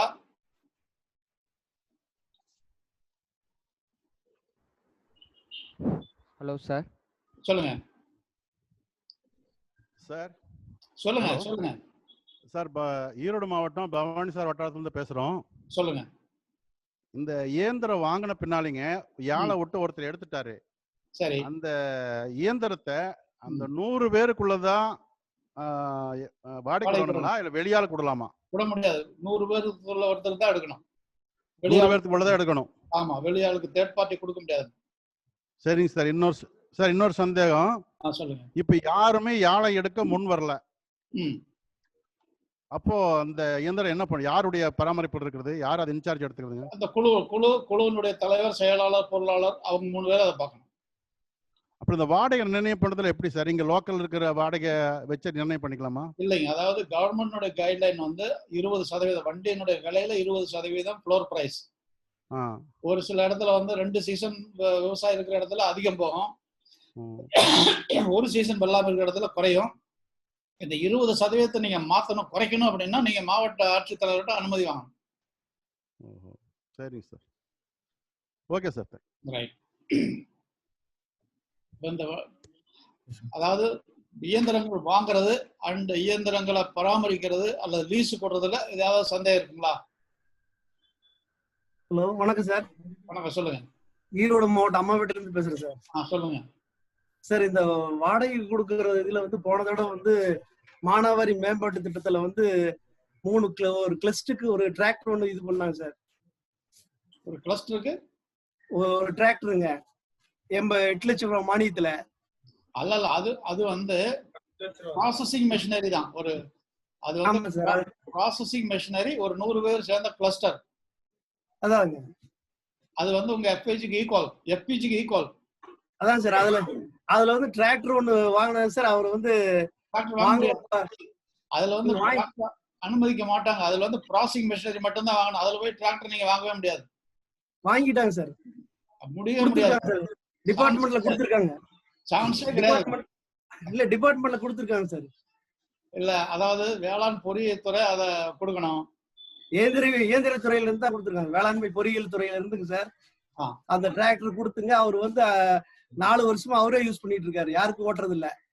பல முறை வந்து இப்ப வேளாண்மை துறையிலயும் சரி, பொறியியல் துறையிலயும் சரி புகார் கொடுத்தாச்சுங்க. இல்லை வரைக்கும் அதுக்கான பதிலே இல்லைங்க. இல்லைங்க, அதாவது நீங்க விவரமே வந்து ஏற்றுக்கொள்ள முடியாத ஒரு விஷயம். அதாவது அந்த MSDAன்னு சொல்லக்கூடிய mission on sustainable agriculture development, அந்த ஸ்கீம்ல வரக்கூடிய ப்ராசஸ் பண்ண மிஷினரி தான் வாங்க முடியும். அதுல டிராக்டர் வாங்குறதுக்கு 100% சாத்தியம் கிடையாது சார். வாங்கிருக்குங்க சார். நீங்க வேணா ஆய்வு பண்ணி பாருங்க சார். இது வந்து புகாராவும் தெரிஞ்சுக்கிட்டோம் சார். நாங்க வந்து இப்ப இன்ஜினியரிங் செக்ஷன்லயும் புகார் கொடுத்துட்டோம், அக்ரி டிபார்ட்மெண்ட்லயும் சொல்லியாச்சுங்க. இல்லைங்க, அவங்க பே பண்ண முடியாது. ஏன்னா பே பண்றது வந்து அந்த நிதி 10 லட்சம் நிதி உங்க கைக்கு வராது. அந்த 10 லட்சம் 11 லட்சம் சார். எல்லாமே சேர்த்து 11 லட்சம் நம்ம கட்ட முன்னாடி 8 லட்சம் வந்து நம்ம அக்கௌண்ட்டுக்கு கிரெடிட் ஆகுதுங்க சார். இல்ல, அக்கௌண்ட் கிரெடிட் ஆகாதுங்க. அது வந்து என்னமோ உங்களுக்கு தவறு நடந்திருக்கு. அது வந்து அந்தந்த கம்பெனிக்கு தான் AIDல இருந்து பே பண்ணுவாங்களோட உங்க குழுவுக்கு கிளஸ்டருக்கு வராது. சரிங்க சார். அப்ப அது எப்படின்னு தெரியலங்க சார். ஆனா வந்து டிராக்டர் வாங்கி வச்சுங்க. இல்ல அதாவது அது சம்பந்தப்பட்ட இல்ல சார், அதுக்கு சம்பந்தப்பட்ட அதிகாரிகிட்ட எல்லாம் கேட்டாச்சு, டிராக்டர் கொடுத்தாச்சு. நீங்க வந்து ஒவ்வொரு பஞ்சாயத்துலயும் வந்து போர்டு வச்சு நீங்க பயன்படுத்திக்கலாம்னு சொல்லியாச்சு. இயந்திர துறையில வந்து அவங்ககிட்டயும் சொல்லியாச்சு, பொறியியல் துறையில. அதுதான் வேற ஸ்கீம்ல கொடுத்திருப்பாங்களே ஒழிய MSDA ஸ்கீம்ல ப்ராசஸிங் மெஷினரி ஸ்கீம்ல அது வராதுங்க. அதான் ஸ்கீம்ல கொடுத்திருக்கலாம், வேற ஏதாவது ஸ்கீம்ல கொடுத்திருக்கலாம், அதுக்கு சாத்தியம் இருக்கு. MSDAல வராதுங்க சார். அது வந்து குழுவுக்கு பயன்படுத்துறதுக்காக சொல்லி மீட்டிங்லயே சொன்னாங்க சார். இல்லைங்க, அதாவது நீங்க கொஞ்சம் MSDAல சாத்தியம் இல்லைங்க. பொறியியல் துறையில வேற ஏதாவது ஸ்கீம்ல இருந்து அவங்க வாங்கியிருக்கலாமோ ஒழிய இந்த MSDAல வாங்க முடியாது. இது 10 லட்சத்துல வாங்க முடியாது. மேடம், ஈரோடு DDFTC சார், அது உங்களுக்கு மேடம் ஈரோடு DDFTC இருக்கீங்களா? இல்லையா? இதை நாங்க அவங்க வந்து என்ன பண்ணோம்னா MSDAல வந்து டிராக்டர் வாங்கினேன்னு சொல்றாங்க. MSDAல எப்படி நீங்க டிராக்டர் வாங்க முடியும் சார்? குருருடைய பகுதியில் வாங்கியிருக்காங்க சார். MSDAலங்களா? ஆமாங்க, ஆத்மால தான் கொடுத்துருக்காங்க. ஆத்மா உறுப்பினருக்கு ஒருத்தர் கொடுத்துருக்காங்க. இல்ல ஒரு சில அதாவது வேற பொறியியல் தொடர்கிற வேற ஸ்கீம்ல அவங்க வாங்கியிருக்கலாம் ஒழிய எம்எஸ்டிஎஸ் ஸ்கீம்ல 10 லட்சம் ரூபாய் ப்ராசஸிங் மெஷினரி ஸ்கீம்ல வாங்க முடியாதுங்க. சார் நாங்க மீட்டிங் அட்டன் பண்ணி மீட்டிங்ல தான் சொன்னாங்க சார். அந்த உலகடம், வெள்ளித்திருப்பூர், இலுப்புலி கிராமம் 3 சேர்ந்து ஒரு டிராக்டர் உங்களுக்கு வந்து 11 லட்சத்துல 8 லட்சம் மானியம்னு சொல்லி இது பண்ணி வாங்கினது சார். இது அது இந்த எம்எஸ்டிஎல வராதுங்க அந்த ஸ்கீம். எம்எஸ்டிஎஸ் இது வந்து முழுக்க முழுக்க விவசாயிங்க வந்து குறைந்த வாடகைக்கு பயன்படுத்திக்கலாங்கிற சொல்லிதான் அந்த இதை இம்ப்ளிமெண்ட் பண்ணாங்க. எம்எஸ்டிஏ இல்லைங்க, அது எம்எஸ்டிஏ கிடையாது, இது வேற ஸ்கீமுங்க அது. சார் உழவர் ஆப்ல வருது சார், அவங்க அட்ரஸ் எல்லாம் வருது சார். வாடகை இயந்திரங்கள் கொடுக்கப்படுது என்ஜினியரிங் டிபார்ட்மெண்ட்ல. வேளாண்மை பொறியியல் துறை மூலமாங்க சார் எம்எஸ்டிஏ வந்து இந்த மாதிரி கஸ்டமரிங் சென்டர் அமைக்கிறது கொடுத்துருக்காங்க சார். 10 லட்சம் வரைக்கும் மானியம். அதை சொல்றாருங்க சார் அவரு. வேளாண்மை பொறியியல் துறை மூலமா கொடுத்துருக்காங்க சார். இல்ல அது வேற ஸ்கீம், எம்எஸ்டிஏ இல்ல. அவர் வந்து எம்எஸ்டிஏ தாங்க சார் ஸ்கீம். ஆனா அந்த அந்த பர்టిక్యులர் அந்த கஸ்டமரிங் சென்டர் மட்டும் வேளாண்மை பொறியியல் துறை செயல்படுத்துறாங்க சார். அதன் மூலமா நிறைய நம்ம குழுக்களுக்கு வந்து கொடுத்துருக்காங்க கருவிகள் வாங்குறதுக்கு. கோபி வந்துங்க கோபி டிவிஷன்ல கொடுத்தாங்க சார். கோபியில வந்து மரியதாஸ்ங்கிற ஒரு வேளாண்மை பொறியியல் துறை உதவி இயக்குனர் தான் கொடுத்தாருங்க. அவர் சொல்றப்ப வந்து ஒவ்வொரு பஞ்சாயத்துக்கும் வந்து போனஸ் நீங்க வந்து குறைந்த வாடகைக்கு எடுத்துக்கலாம். எம்எஸ்டிஏல வராது, அது வேற ஸ்கீமா இருக்கலாம். கஸ்டம் ஹையரிங் செப்பரேட் ஸ்கீமா இருக்கலாங்க. எம்எஸ்டிஏல 100% ப்ராசஸிங் மெஷினரிஸ் மட்டும் தான் வாங்கணும். கொஞ்சம் செக் பண்ணிட்டு சொல்லுங்க சார். அங்க கூட்டம் போட்டு சொன்னாங்க சார். எல்லா அந்த 600 ஹெக்டருக்கு அடிஷனல் மேம்பாட்டு திட்டத்துல வந்து அந்த அது வந்து வேற ஸ்கீம், எம்எஸ்டிஏ கிடையாதுங்க. அது வேற கஸ்டம் ஹையரிங் வேற ஸ்கீம் அது சார். அவங்க கொடுத்து நீங்க விவசாயிகளை பயன்படுத்துறதுக்காக தான் உங்களுக்கு 8 லட்சம் மானியத்தில் கொடுத்துருக்குன்னு சொன்னாங்க சார். மீட்டிங்ல எல்லா குழு வச்சு பேசுனதாங்க. அது வந்து வேற ஸ்கீமுங்க, எம்எஸ்டிஏ கிடையாதுங்க சார். அப்படி இருந்தாலும் விவசாயிகள் சார் அது வேற விஷயம். அதை நம்ம இங்க டிஸ்கஸ் பண்ண வேண்டாங்க. நம்ம கூட்டு பண்ணை திட்டம் சம்பந்தமா என்ன பேசுவோம் அதை மட்டும் பேசுவோம் சார். அவர் மரியதாஸ் தான் சார், கோபிச்செட்டிப்பாளையம் அவர் தான் சார் எங்களுக்கு மீட்டிங்ல பேசி இது வந்து விவசாயிகள் பயன்படுத்துறதுக்கு பொருட்கள் துறையினுடைய வேற ஸ்கீமுங்க. அது வேற ஸ்கீம். அதை நம்ம இங்க டிஸ்கஸ் பண்ண வேண்டாங்க. நீங்க அவங்க பார்த்துட்டு நீங்க எக்ஸிக்யூட்டிவ் இன்ஜினியரை மீட் பண்ணி பேசுங்க. இது வந்து கூட்டு பண்ணை திட்டத்துல எம்எஸ்டிஏ தான் லிங்க் ஆகுது. கூட்டு பண்ணை திட்டத்துல எஃபிஜிக்கு வந்து நிறைய இடத்துல கம்பெனிக்கு எம்எஸ்டிஏ கொடுத்துருக்காங்க, எஃபிஜிக்கு எம்எஸ்டிஏ கொடுத்துருக்காங்க. அதுல வந்து ப்ராசஸிங் மெஷினரிஸ் மட்டுமே வாங்க முடியும். அதை மட்டும் நம்ம பேசுவோம். கஸ்டம் ஹையரிங் மற்ற ஸ்கீம்ல வாங்கினதை பத்தி நம்ம இங்க பேச வேண்டாங்க. சரிங்களா? சரி, இப்போ 12 ஆச்சு. ஒரு 15 நிமிஷம் நம்ம ஒரு பிரேக் எடுத்துக்கலாங்களா? ஒரு டீ சாப்பிட்டு வந்து உட்காந்துடலாமா மேடம்? எல்லாருமே டீ பிரேக் பண்ணிட்டு ஒரு 12:15 எல்லாரும் ஜாயின் பண்ணிருங்க. மீதி உள்ளதை பார்க்கலாம். தேங்க்யூ.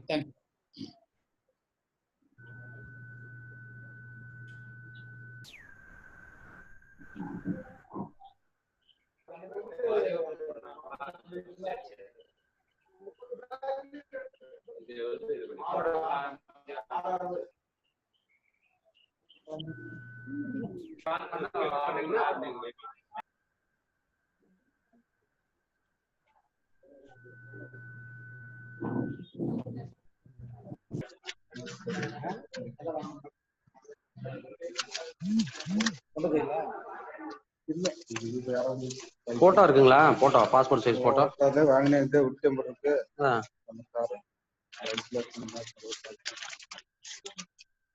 சரி.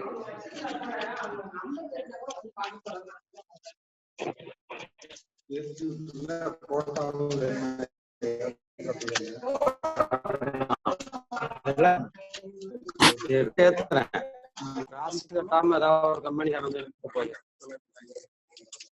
டிரான்ஸ்போர்ட் ஃபிட்டிங் சார்ஜ் கொடுக்கணும்ல.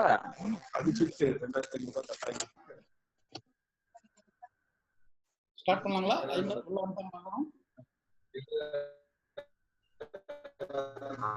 வேலை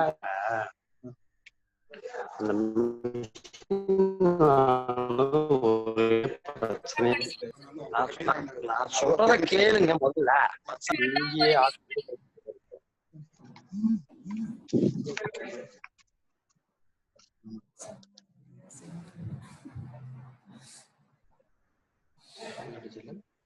வாய்ஸ் வந்துச்சு காலையிலே இருக்க மாட்டேன்.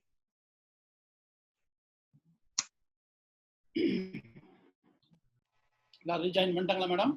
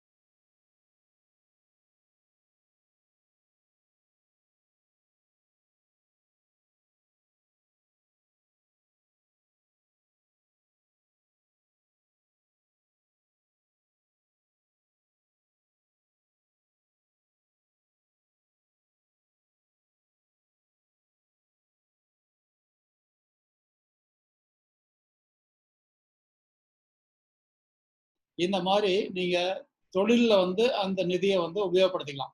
ஏன்னா அந்த ஒரு ஆர்வலர் குழு மட்டும்தான் உற்பத்தி மட்டும் பார்ப்பாங்க. உற்பத்தியாளர் குழு உற்பத்தியும் பார்க்கணும், வணிகத்தையும் கொஞ்சம் கையில் எடுக்கணும். அந்த இடம் வரைக்கும் நமக்கு புரிதல் கரெக்டா இருக்கு. இதுக்கு அடுத்தது கம்பெனி.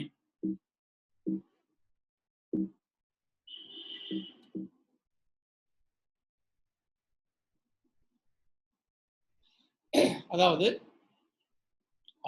இதுக்கு அடுத்த நிலை என்ன? நம்ம எல்லா காலத்திலையும் உற்பத்தியாளர் குழுவாவே இருந்துட போறோமா, அல்லது அடுத்த நிலை மாற்றம் நமக்கு என்ன? சந்தை சார்ந்த வேளாண்மை அப்படிங்கிறது வந்து குழு அளவுல பண்ணா போதுமா அப்படின்னா பத்தாது. அது வந்து கம்பெனி அளவுல அதை பண்ணணும். இன்றைக்கு இல்லைனாலும் எதிர்வரும் காலங்கள்ல வந்து அந்த கம்பெனியை உருவாக்கி கம்பெனியை ரன் பண்றதுக்கான வாய்ப்பு எல்லாத்துக்கும் கிடைக்கும். எதிர்காலத்துல ஒவ்வொரு வருடம் அரசு வந்து இப்ப இந்த வருஷம் 94 கம்பெனி சேங்ஷன் ஆயிருக்கிற மாதிரி ஒவ்வொரு ஆண்டும் கம்பெனிகள் வந்து சேங்ஷன் ஆகும், ஒவ்வொரு டிஸ்ட்ரிக்ட்டுக்கு அலாட் ஆகும். அதுல நீங்க உள்ள வந்து கம்பெனி ஃபார்ம் பண்ணலாம். அப்படி 7ல இருந்து 10 உற்பத்தியாளர் குழுக்கள் இணைந்து கம்பெனி உருவாக்கிட்டீங்கன்னா அந்த கம்பெனியை உருவாக்கி அதை வந்து பயிற்சி கொடுத்து அதை வந்து இயங்க வைக்கிறதுக்காக வேளாண் வணிகத்துறை 25 லட்சம் நிதி வந்து கொடுக்குறாங்க. அந்த 25 லட்சம் நிதி அப்படிங்கிறதுல உங்களுக்கு ஒரு சிஇஓ, ஒரு முதன்மை செயல் அலுவலர்னு மாசம் 33,000 சம்பளத்துல ஒரு அலுவலர் உங்களுக்கு வருவாரு. உங்களுடைய அலுவலகத்துக்கு தேவையான கம்ப்யூட்டர், ஃபர்னிச்சர் எல்லாமே நீங்க அந்த நிதியில வாங்கிக்கலாம். அது தவிர 2 ஆண்டுகளுக்கு உங்களுக்கு வந்து அந்த கட்டடத்தினுடைய வாடகை வந்து உங்களுக்கு அதுல கொடுத்துருவாங்க. உங்களுக்கு வந்து அதுல நிறைய பயிற்சிகள் இருக்குது. ஒரு கம்பெனி எப்படி நடத்துறது, உற்பத்தியிலிருந்து சந்தைக்கு வரும்போது அந்த வணிகத்தை எப்படி நடத்துறது. அதாவது அறுவடை காலங்கள்ல நார்மலா பார்த்தோம்னா விலை வந்து எல்லாம் வீழ்ச்சியா இருக்கும். அதனால விவசாயிகள் வந்து அறுவடை காலங்களில் தாக்கு பிடிக்க முடியாம உடனே லோக்கல் ஏஜென்ட் கூப்பிட்டு அவன்கிட்ட வித்துற சூழ்நிலை இருக்கு. அறுவடை காலங்கள்ல இந்த நிதியை உபயோகப்படுத்தி அந்த விவசாய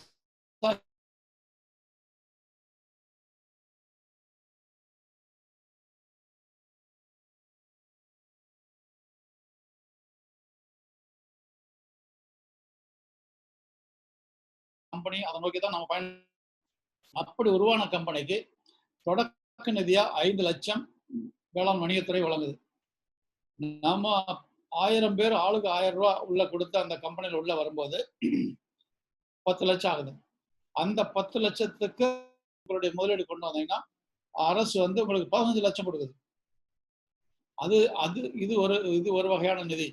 அடுத்து எடுக்கிற வணிகத்தை நல்லபடியா கொஞ்சம் ஸ்கேல் அப் பண்ணி, இப்போ டெய்லி 1 டன் அப்படின்னு பண்ணிட்டு இருக்கிறது வந்து டெய்லி 10 டன் பண்ணணும், டெய்லி 20 டன் பண்ணணும் அப்படிங்கிற மாதிரி சூழ்நிலை வந்ததுன்னா அதுக்காக 30 லட்சம் ரூபா வந்து நிதி ஃப்ரீ. அதெல்லாம் கிராண்ட், வட்டியோ திருப்பி கட்ட வேண்டிய அவசியமோ கிடையாது.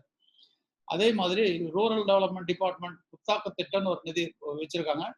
அவங்க கவர் பண்ற ஏரியால உங்களுடைய குழுவோ எஃபிஜிஓ அல்லது கம்பெனியோ உள்ள வந்தது அப்படின்னா கம்பெனிக்கு 10 லட்சம்னு உங்க குழுவுக்கு 1 லட்சத்திலிருந்து 1.5 லட்சத்து வரைக்கும் வணிகத்தை விருத்தி பண்றதுக்காக அந்த திட்டத்துல உங்களுக்கு கொடுக்குறாங்க. இது தவிர 4% வட்டியில உங்களுக்கு நாப்கிசான்னு சொல்லக்கூடிய நேபார்டினுடைய வங்கி உங்களுக்கு 10 லட்சம் ரூபா வரைக்கும் உங்களுக்கு ஒன் டைம் கிராண்டா உள்ள கொடுத்துறாங்க. அதை வந்து நீங்க ஒரு 5 ஆண்டுகள் கழித்து வருடத்துக்கு 40,000 ரூபாய் மட்டும் வட்டி கட்டினா போதும். 5 ஆண்டுகள் முடிவில் நீங்க 10 லட்சம் திருப்பி கட்டணும். இன்னொன்று வந்து ரிவால்விங் ஃபண்டு, அதுவும் 10 லட்சம். ஆனா இதுக்கு வந்து 8% வட்டி இதுக்கு இந்த நிதி நமக்கு கிடைக்கும். விதை உற்பத்தி மையம் அமைக்கணும் அப்படின்னா உங்க கம்பெனிக்கு ஒரு 1/2 ஏக்கர் நிலம் இருந்தா போதும். இந்த 60 லட்சம் ரூபா 36 லட்சம் வந்து கட்டிடத்துக்கும் 24 லட்சம் மெஷினரிக்கும் உங்களுக்கு ஃப்ரீயா இலவசமா மத்திய அரசு கிட்ட இருந்து வாங்கி மாநில அரசு உங்களுக்கு கொடுக்குறாங்க. அதே மாதிரி பயிர் வகைகளை ப்ராசஸ் பண்றதுக்கு 20 லட்சம் ரூபாய் எஸ்டிமேட்ல நீங்க ஒரு யூனிட் போட்டீங்கன்னா கம்பெனி போட்டதுன்னா அதுக்கு 15 லட்சம் ரூபாய் நிதி. இந்த எம்எஸ்டிஏல 10 லட்சம். இதை வந்து கிட்டத்தட்ட தமிழ்நாட்டில் ஒரு 200-300க்கு மேல எஃபிஜி குழுவை வாங்கி பயன்படுத்திட்டு இருக்காங்க. இப்போ இது தவிர 1 கோடி ரூபாய் வரைக்கும் பேங்க்ல டேர்ம் லோன் வாங்கினீங்கன்னா அதுக்கு வந்து டைரக்டரோ அல்லது கம்பெனியோ செக்யூரிட்டி கொடுக்க வேண்டியது கிடையாது. ஒரு 2 கோடி கடன் வாங்கினீங்கன்னா 75% மத்திய அரசு செக்யூரிட்டி கொடுத்துருது. இது எதுக்கு சொல்றேன் அப்படின்னா, ஒரு கம்பெனின்னு உருவாக்கிட்டீங்கன்னா உங்களுக்கு நிதி அப்படிங்கிறது வந்து தடையே இல்லாத கேட்ட இடத்துல என்னத்துக்காக நம்ம நிதி கேட்குறோமோ அந்த நிதி வந்து ஈஸியா நமக்கு கிடைக்கும். இது தவிர நிதி இல்லாம வேளாண் வணிகத்துறை உற்பத்தியாளர் நிறுவனங்களுக்கு என்னென்ன சப்போர்ட் பண்ணுது அப்படின்னா, இந்த பிரைமரி ப்ராசஸிங் யூனிட் அப்படின்னு சொல்லி கிட்டத்தட்ட 452 கோடி ஒதுக்கி 10 மாவட்டங்கள்ல 64 இடத்துல பழங்கள் காய்கறிகளை இந்த உற்பத்தியாளர் நிறுவனம் வாங்கி அதை சென்னை பெங்களூர் மாதிரி மார்க்கெட்டுக்கு அனுப்பி வணிகம் பண்றதுக்காக இந்த பண்ணியிருக்காங்க. 2வது வருஷம் இன்னொரு 100 கோடி ஒதுக்கீடு பண்ணி இன்னொரு 5 மாவட்டங்கள்ல 15 மாவட்டங்கள்ல 552 கோடியில இந்த ஸ்ட்ரக்சர்ஸ் எல்லாம் வந்திருக்கு. இதை வந்து மேனேஜ் பண்றக்கூடிய அந்த பொறுப்பை உற்பத்தியாளர் நிறுவனங்களுக்கு கொடுத்துருக்காங்க. இப்போ 24 கம்பெனி வந்து அந்த 64 நிலையங்களை எடுத்து இப்போ வந்து வணிகம் பண்ணிட்டு இருக்காங்க. அதே மாதிரி ஒழுங்குமுறை விற்பனை கூடத்துல நீங்க விவசாயிகிட்ட இருந்து ப்ரொக்யூர் பண்ற எவ்வளவு நெல்லோ இது பயிரோ என்ன கொள்முதல் பண்ணாலும் அங்க வந்து குறைந்த வாடகையில உங்க பொருளை ஸ்டாக் வச்சுக்கலாம். பிரைவேட் குடோன்ல கொண்டு போய் நீங்க வைக்க வேண்டியதில்லை. ஒரு எஃப்ஐஜி ஒரு எஃபிஜி உழவர் சந்தையில் நான் காய்கறி வணிகம் பண்றேன் அப்படின்னா நீங்க மார்க்கெட் கமிட்டி செக்ரட்டரிக்கு ஒரு லெட்டர் கொடுத்தீங்கன்னா டிஸ்ட்ரிக்ட்ல உங்களுக்கு அந்த உழவர் சந்தையில கடைகளை ஒதுக்கீடு பண்ணிடுவாங்க. அவங்களையும் வணிகத்துக்கு உள்ள கொண்டு வரலாம். இந்த கொடிசியா மாதிரி வைப்ரண்ட் தமிழ்நாடு மாதிரி தமிழ்நாட்டுக்குள்ள நடக்கக்கூடிய ட்ரேட் ஃபேர்ஸ்ல நமக்கு வந்து ஸ்டால் வேணும் அப்படின்னா வேளாண் வணிகத்துறை நமக்கு அதுக்கு ஒதுக்கி கொடுக்குறாங்க. அதே மாதிரி பையர்ஸ் தமிழ்நாட்டில் இருந்து விளைபொருட்கள் நேரடியாக விவசாயிட்டு கொள்முதல் பண்ணிக்கிறேன்னு வரக்கூடிய அந்த வாங்குவோர் விற்போர் சந்திப்பை ஏற்படுத்துறாங்க. அதுல நம்ம கம்பெனி என்ன விளைபொருள் கொடுக்க முடியுமோ அதை அந்த வாய்ப்பை பயன்படுத்தி நம்ம வந்து ஏற்றுமதி பண்ணக்கூடிய அளவுக்கு நமக்கு வாய்ப்பு கொடுக்குறாங்க. இன்னொன்று, சென்னையில இந்த தொழில் பூங்கா ஒன்று வருது. இதை வந்து கிட்டத்தட்ட இந்த தொழில் பூங்காவில் உள்ள போய் வியாபாரம் பண்ணக்கூடிய பர்மிஷன் வந்து எஃப்இஓக்கு மட்டும்தான் கொடுக்க போறாங்க, உற்பத்தியாளர் நிறுவனத்துக்கு மட்டும்தான் கொடுக்க போறாங்க. அதே மாதிரி தோட்டக்கலை துறையில இருந்து 40 லட்சம் ரூபாய்க்கு ஒரு பஸ்ஸே உள்ள கன்வெர்ட் பண்ணி ஒரு பக்கம் தக்காளி கொட்டணும்னா அடுத்த பக்கம் அது கச்சப்பா வந்து பேக் பண்ணி வெளியே வர மாதிரி உள்ளே எல்லாம் மாடிஃபிகேஷன் பண்ணி அதை பராமரிக்கிறத வந்து உற்பத்தியாளர் நிறுவனங்களுக்கு கொடுக்குறாங்க. அதே மாதிரி தோட்டக்கலை துறையில இப்போ வந்து காய்கறி உற்பத்தி, விதை உற்பத்தி, சர்டிஃபைட் சீட் நீங்க உற்பத்தி பண்ணீங்கன்னா திருப்பி அவங்களே பைபேக் பண்ணிக்கிறாங்க. அதே மாதிரி குளிர்பதன காய்கறி கூடங்கள் சிட்டியில் அமைச்சிங்கன்னா அதுக்கு ஒரு 5 லட்சம் ரூபாய் வரைக்கும் உங்களுக்கு அதில் சப்போர்ட் இருக்கு. ஆல் இண்டியா லெவலில் போய் சுற்றி மற்ற நல்லா ஃபங்க்ஷன் பண்ணிட்டு இருக்கிற கம்பெனிகளை சுற்றி பார்க்கறதுக்கான ஒரு நிதியும் அவங்க கொடுக்குறாங்க. சென்னையில் அம்பத்தூரில் 100 கோடி ரூபாய் திட்ட மதிப்பீட்டில் உற்பத்தியாளர் கம்பெனிகள் மட்டுமே பங்கேற்கக்கூடிய ஒரு சந்தையை உருவாக்குறாங்க. அதாவது இப்போ நீ கோயம்பேட்டில் போய் நீங்கள் வந்து உள்ள ஏஜென்ட் ஆக முடியாது. தலைமுறையாக உள்ள இருக்கிற அந்த தாதாக்கள் தான் அங்கே வந்து உள்ள வணிகம் பண்ணிட்டு இருக்காங்க. அவங்க நீங்க உற்பத்தியாளர் கம்பெனி போக முடியாது. ஸோ அதுக்கு இணையா இன்னொரு இடத்துல 100 கோடி ரூபாய் செலவுல அம்பத்தூர்ல வந்துட்டு இருக்கு. அங்க வந்து உற்பத்தியாளர் கம்பெனி தவிர வேற யாரும் உள்ள வர முடியாது. ஸோ அங்க போய் நீங்க ஒரு ஏஜென்டா, கமிஷன் ஏஜென்டா இந்த எஃப்இஓ போய் உள்ள போய் நம்ம வந்து லாபம் ஈட்ட முடியும். இதெல்லாம் சொல்றீங்களே, இந்த மாதிரி கம்பெனிகள் உண்மையாலுமே இருக்கா? இந்த மாதிரி கம்பெனிகள் லாபம் ஈட்டுறாங்களா? இந்த மாதிரி வசதிகள் எல்லாம் பெற்று சக்சஸ்ஃபுல்லா நடத்திக்கிட்டு இருக்காங்களா? நாங்க வந்து 100 பேரையே வச்சு சமாளிக்க முடியல,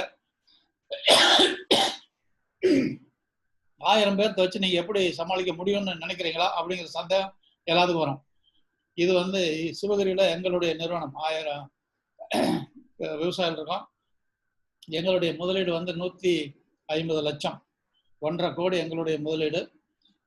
இன்னைக்கு வந்து 100 ரூபா ஷேர்னுடைய மதிப்பு வந்து 1000 ரூபா, 10 மடங்கு அதிகமாயிடுது. ஏன்னா அந்த கம்பெனிக்கு அந்த அளவுக்கு ஒரு 10 கோடி ரூபாய்க்கு சொத்து வந்து அசஸ் கொண்டு வந்துட்டோம்.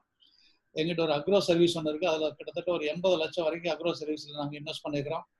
அந்த சீட் ப்ராசஸிங் யூனிட் ஒரு 60 லட்சம் அரசனுடைய நிதியை வாங்கி விதை உற்பத்தி மையம் ஒன்று கட்டியிருக்கிறோம். இன்னொன்று வந்து எங்களுடைய உன்னதம் உழவன் அங்காடி அப்படின்னு சொல்லிட்டு நஞ்சற்ற உணவு உற்பத்தி பண்ணி சந்தைப்படுத்துகிற அந்த ஒரு யூனிட் ஒன்று வச்சிருக்கிறோம். இன்னொன்று வந்து இன்டகிரேட்டட் கோகனட் ப்ராசஸிங் யூனிட் அப்படின்னு சொல்லிட்டு அதுக்கு ஒரு 30 லட்சம் ரூபாய் நிதி அரசு கொடுத்துருக்கு. அதுவும் நாங்கள் பண்ணிட்டு இருக்கோம். எங்ககிட்ட ஒரு பெட்ரோல் பம்ப் ஒன்று கிசான் சேவா கேந்திராங்கிற நேமோட இந்தியன் ஆயில் கார்பரேஷனுடைய இது நடத்திட்டு இருக்கோம். ஸோ இது வந்து நீங்கள் என்னைக்கு வேணாலும் எங்களுக்கு ஃபோன் பண்ணிட்டு இதை நாங்கள் நேரில் பார்க்கணும் அப்படின்னா தான் நீங்கள் நேரில் வந்து பார்க்கலாம். அங்கே இயக்குனரோட நீங்கள் தொடர்பு டிஸ்கஸ் பண்ணி அனுபவங்கள் பகிர்ந்துக்கிறதா அப்படின்னாலும் நீங்கள் எப்போ வேணாலும் யூ ஆர் வெல்கம். ஏன்னா இந்த மாதிரி ஒரு நல்ல ஃபங்க்ஷன் ஆகிட்டு இருக்கிற ஒரு சில கம்பெனிகள் நாம் போய் நேரில் பார்த்தா தான் நம்ம குழுவையும் நாம் வந்து கம்பெனி ஆக்கணும். எதிர்காலத்தில் கம்பெனி ஆக்கி நம்ம செயல்படணும். ஆர்வலர் குழு ரைட்டு, எஃபிஜி ரைட்டு, நம்ம கம்பெனியாகவும் மாறி பெரிய அளவில் நம்ம வணிகம் பண்ணணும். இந்த தளத்துக்கு வந்தால் தான் நம்ம வந்து சந்தையை ஜெயிக்க முடியும். இல்லாட்டி நம்ம இடைத்தரகர்கிட்ட மாட்டிட்டு அவங்களுடைய பிடியிலேருந்து வெளியே வர முடியாது அப்படிங்கிறத வந்து நம்ம உணரணும். இது வந்து தொட்டியத்தில் இருக்குங்க இந்த வாழை பதப்படுத்துகிற யூனிட்டு. கிட்டத்தட்ட தொட்டியம் வாழை உற்பத்தியாளர் கம்பெனி லிமிடெட் அப்படிங்கிறது அதனுடைய விவசாயிகள் தமிழ்நாடு பூரா இருக்காங்க. ஒரு டிஸ்ட்ரிக்ட்ல கிடையாது. தூத்துக்குடி, கன்னியாகுமரி, பாண்டிச்சேரி, இந்த பக்கம் பவானி, இந்த ஏரியா சிறுமுகை, எல்லா இடத்துலேருந்து இருக்காங்க. 4 சோலார் யூனிட் போட்டிருக்காங்க. 12 வகையான உற்பத்தி பொருட்களை வந்து உற்பத்தி பண்ணி ஆன்லைன்ல மார்க்கெட் பண்ணிட்டு இருக்காங்க. Amazon.inல இவங்களுடைய ப்ராடக்ட் எல்லாம் வெளியே கிடைக்குது. இதெல்லாம் இந்த சக்சஸ் மாடல் நான் போய் நேரில் பார்க்கணும். பிரான்ஸ்ல இருந்து ருத்ரம் ஃபவுண்டேஷன் ஒரு கம்பெனி, நான் வந்து இந்தியாவில இருந்து விவசாயிகிட்ட இருந்து பொருளை வாங்கி நாங்கள் எங்க ஐரோப்பாவில் சந்தைப்படுத்தணும்னு வந்தாங்க. அவங்களோட ஒரு MOU போட்டிருக்கிறோம். அதே மாதிரி வாழை ஏற்றுமதிக்கு என்னென்ன பண்ணணுமோ அதை போல இந்த கம்பெனி வந்து முன்னால் நின்று பண்ணிட்டு இருக்காங்க. ஆயக்குடி கொய்யா, இன்னைக்கு கொய்யா வந்து 80 ரூபாய்க்கு குறைஞ்ச நீங்க எங்கேயுமே வாங்க முடியாது. அது ஒரு காலத்துல இந்த கம்பெனி வர்றதுக்கு முன்னாடி 10 ரூபாய்க்கு 20 ரூபாய்க்கும் நம்ம விவசாயிகள் வந்து ஒட்டச்சத்திர மார்க்கெட்ல ரொம்ப சிரமப்பட்டு இருந்தாங்க. இந்த கம்பெனி வந்த ஒரு பாடு பொள்ளாச்சியிலேருந்து ஒரு எக்ஸ்போர்ட்டர் மூலம் டெய்லி 2.5 டன் தான் போகுது. காலையில் 2 இலையோட பறிக்கணும், அதுக்கு இந்த ஜாக்கெட் போடணும், 12:30 மணிக்கு அங்கன்வாடியில் கொண்டு போய் டெலிவரி கொடுக்கணும். அன்னைக்கு வந்து ஃபார்ம் கேட் ப்ரைஸ் 45 ரூபாய்னு ஃபிக்ஸ் பண்ணதான் இன்னைக்கு வரைக்கும் அந்த ப்ரைஸ் வந்து ஸ்டெபிலைஸ் பண்ணிடுச்சு. ஒரு கம்பெனி வந்ததுனால ஒரு ஒரு அடிமாட்டு விலைக்கு போயிட்டு இருந்த கொய்யா இன்னைக்கு வந்து ஃபார்ம் கேட் ப்ரைஸே வந்து 45 ரூபாய்க்கு போற அளவுக்கு இந்த கம்பெனி அதை கொண்டு வந்துட்டாங்க. இழுப்பூர், அதாவது புதுக்கோட்டை மாவட்டத்தில் இருக்கு இந்த இழுப்பூர். இந்த கம்பெனி ஒரு நிறைய வேலைகளை பண்ணிட்டு இருக்காங்க. பட்டிக்காடுங்கிற பிராண்டில் பயறு வகைகளை பேக் பண்ணி சந்தைப்படுத்துறாங்க. பயிறு பதப்படுத்துகிற யூனிட் ஒன்று போட்டிருக்காங்க. அரிசி ஆலை ஒன்று வச்சுருக்காங்க. அதே மாதிரி ஒரு 4000 நாட்டுக்கோழி வளர்த்துறாங்க. அதே நாட்டுக்கோழியை வந்து விவசாயிட்டையும் கொடுத்து அவங்களே வளர்த்த சொல்லி திருப்பி வாங்கி சந்தைப்படுத்திட்டு இருக்காங்க. இது வந்து கழனி ஃபார்மர்ஸ் ப்ரொடியூசர் கம்பெனி கள்ளிப்பட்டி. கிட்டத்தட்ட ஒரு 300 ஏக்கர் வாழையை நஞ்சு இல்லாத அளவுக்கு உற்பத்தி பண்ணி பெங்களூர் கம்பெனிக்கு சப்ளை பண்ற அந்த திட்டத்தை இவங்க கையில் எடுத்திருக்காங்க. அது இல்லாம சிறுதானியங்கள் மதிப்பு கூட்டி விற்பனை செய்யற இதையும் நல்லா பண்ணிட்டு இருக்காங்க. இன்னொன்னு, இந்த பிளாக் செயின் அப்படிங்கிற ஒரு புதிய நிர்வாக அணுகுமுறையில இவங்க அடாப்ட் பண்ணி நல்ல முறையில் ஜெயிச்சு வந்துட்டு இருக்காங்க. இந்த கம்பெனி நாபார்டு உருவாக்கின ஒரு கம்பெனி. அதே மாதிரி விருதை மில்லட் ஃபார்மர் ப்ரொடியூசர் கம்பெனி அப்படிங்கிறது வந்து விருதுநகர்ல இருக்கு. கிட்டத்தட்ட ஒரு 3 கோடி 4 கோடி டர்ன் ஓவர் முதலீட்டில் 15 to 20 கோடி வரைக்கும் டர்ன் ஓவர் பண்றாங்க. இந்த மிஷின் நீங்க நடுப்படத்தில் பார்க்குற மிஷின் எல்லாம் வந்து ஜெர்மனிலேருந்து இம்போர்ட் பண்ண மிஷினு. நீங்க விருதுநகர்னாலே உங்களுக்கு கலப்படம் அப்படின்னு தான் உங்களுக்கு ஞாபகத்துக்கு வரும். அந்த ஊருக்குள்ள கலப்படம் இல்லாத ஒரு ஒரு ஒரு பொருட்களை விவசாயிட்டிருந்து நேரடியாக வாங்கி அதை சுத்தப்படுத்தி இது வெளி மாநிலத்தில் வெளி மாவட்டங்களில் நல்லபடியாக அவங்க சந்தைப்படுத்திட்டு இருக்காங்க. இவங்க இன்னொன்று என்ன பண்ணுறாங்கன்னா, அந்த சீசனுக்கு முன்னாடியே அந்த சிறு குறு விவசாயிகளுக்கு அட்வான்ஸ் கொடுத்து அந்த சாகுபடிக்கும் அவங்க சப்போர்ட் பண்ணுறாங்க. சாகுபடி முடிஞ்சோடனே அந்த அந்த ஃபார்ம்லேயே போய் கலெக்ட் பண்ணி கொண்டுட்டு வந்து ப்ராசஸ் பண்ணி சந்தைப்படுத்திடுறாங்க. ஸோ விவசாயிகளுக்கு வந்து விவசாயிகளுடைய கஷ்டம் பண கஷ்டம் தீருது. அதே மாதிரி லாபம் அதிகமாகுது. அந்த அறுவடை காலங்களில் இருக்கக்கூடிய இந்த மோசமான விலையை வந்து இவங்க வந்து அதை மட்டுப்படுத்தி இவங்க வாங்கி வச்சுட்டு நல்ல விலைக்கு விற்று அவங்களுக்கு லாபத்தை கொடுத்துட்டு இருக்காங்க. இதெல்லாம் நம்ம நேரில் பார்த்தா தான் அதெல்லாம் நம்ப முடியும். இந்த வல்வில் சுதேஷ் ஃபார்மர்ஸ் ப்ரொடியூசர் கம்பெனி அப்படிங்கிறது வையப்பமலை நாமக்கல் மாவட்டத்தில் இருக்குங்க. கிட்டத்தட்ட ஒரு 120 ஐட்டம் வந்து ஸ்வீட்ஸ் அண்ட் சேவரிஸ் மட்டுமே பண்றாங்க. இப்போ Annapoorna sweets, Krishna sweets, Annapoorni sweets மாதிரி இவங்க கிட்ட இருக்கிற ப்ராடக்ட் ரேஞ்ச் வந்து ஒரு 120 ப்ராடக்ட் ரேஞ்சு சுத்தமா பண்றாங்க. அகில இந்திய அளவுக்கு இவங்க வந்து சந்தைப்படுத்திட்டு இருக்காங்க. இந்த கம்பெனியெல்லாம் நம்ம ஒரு தடவை நேரில் போய் பார்த்தோம்னா தான் ஒரு 1000 பேர் கொண்ட குழு வந்து எவ்வளவு திறமையா இயங்குது அப்படிங்கிறது உங்களுக்கு புரிதல் வரும்.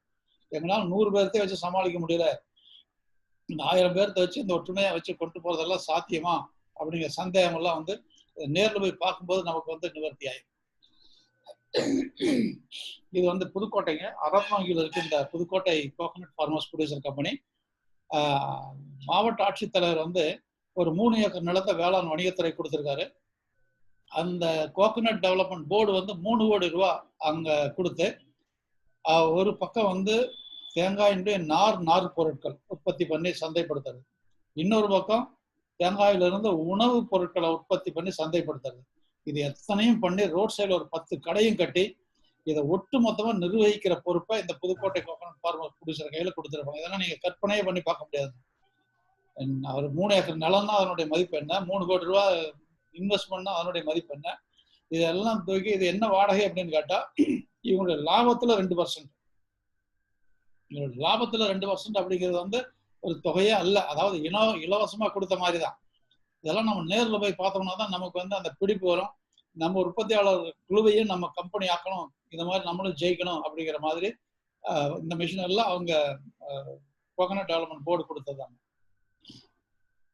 இப்போ தனித்தனியா கம்பெனிகள் சந்தைப்படுத்துறத விட ஒட்டு மொத்தமா எல்லாரும் சேர்ந்து நமக்கு நாமே கை கோத்துக்கிட்டு ஒரு உற்பத்தியாளர் கம்பெனி இன்னொரு உற்பத்தியாளர் கம்பெனியோட டைப் பண்ணிக்கலாம். நம்ம உற்பத்தி பண்ற பொருளுக்கு மீதி உள்ள கம்பெனியெல்லாம் டிஸ்ட்ரிபியூட்டர் டீலர் ஆயிடுவாங்க. அப்போ என்ன ஆகும் அப்படின்னா, தமிழ்நாட்டில் இன்னைக்கு 700 கம்பெனிகள் உற்பத்தியாளர் கம்பெனிகள் இருக்கு. இந்தியாவை பூரா ஒரு 7000 கம்பெனி இருக்கு. இந்திய அளவுல நம்ம எல்லாம் ஒருத்தருக்கு ஒருத்தர் கை கோர்த்துக்கலாம். அப்ப கைகோர்த்துக்கிற போது ஒருத்தருடைய பொருளை ஒருத்தர் வாங்கலாம், ஒருத்தருடைய பொருளை இன்னொருத்தர் விற்கலாம். அப்படி வரும்போது அந்த இடைத்தரகர்கள் அப்படிங்கிற அந்த செக்மெண்ட் வந்து வெளியே போயிடணும். அந்த இடைத்தரகர்கள் எல்லாம் ஒரு வணிகம் நடக்காது. ஆனா அந்த இடைத்தரகர்கள் செய்ய வேண்டிய வேலையை இந்த கம்பெனி பண்ணிடுறதுனால உங்களுக்கு வந்து நமக்கு எந்த ஊர்ல ₹1 சம்பாதிச்சாலும் அது அங்க ஊர்ல உள்ள ஒரு விவசாயிக்கு போற மாதிரி நெட்வொர்க் பண்ணிக்கிறோம்.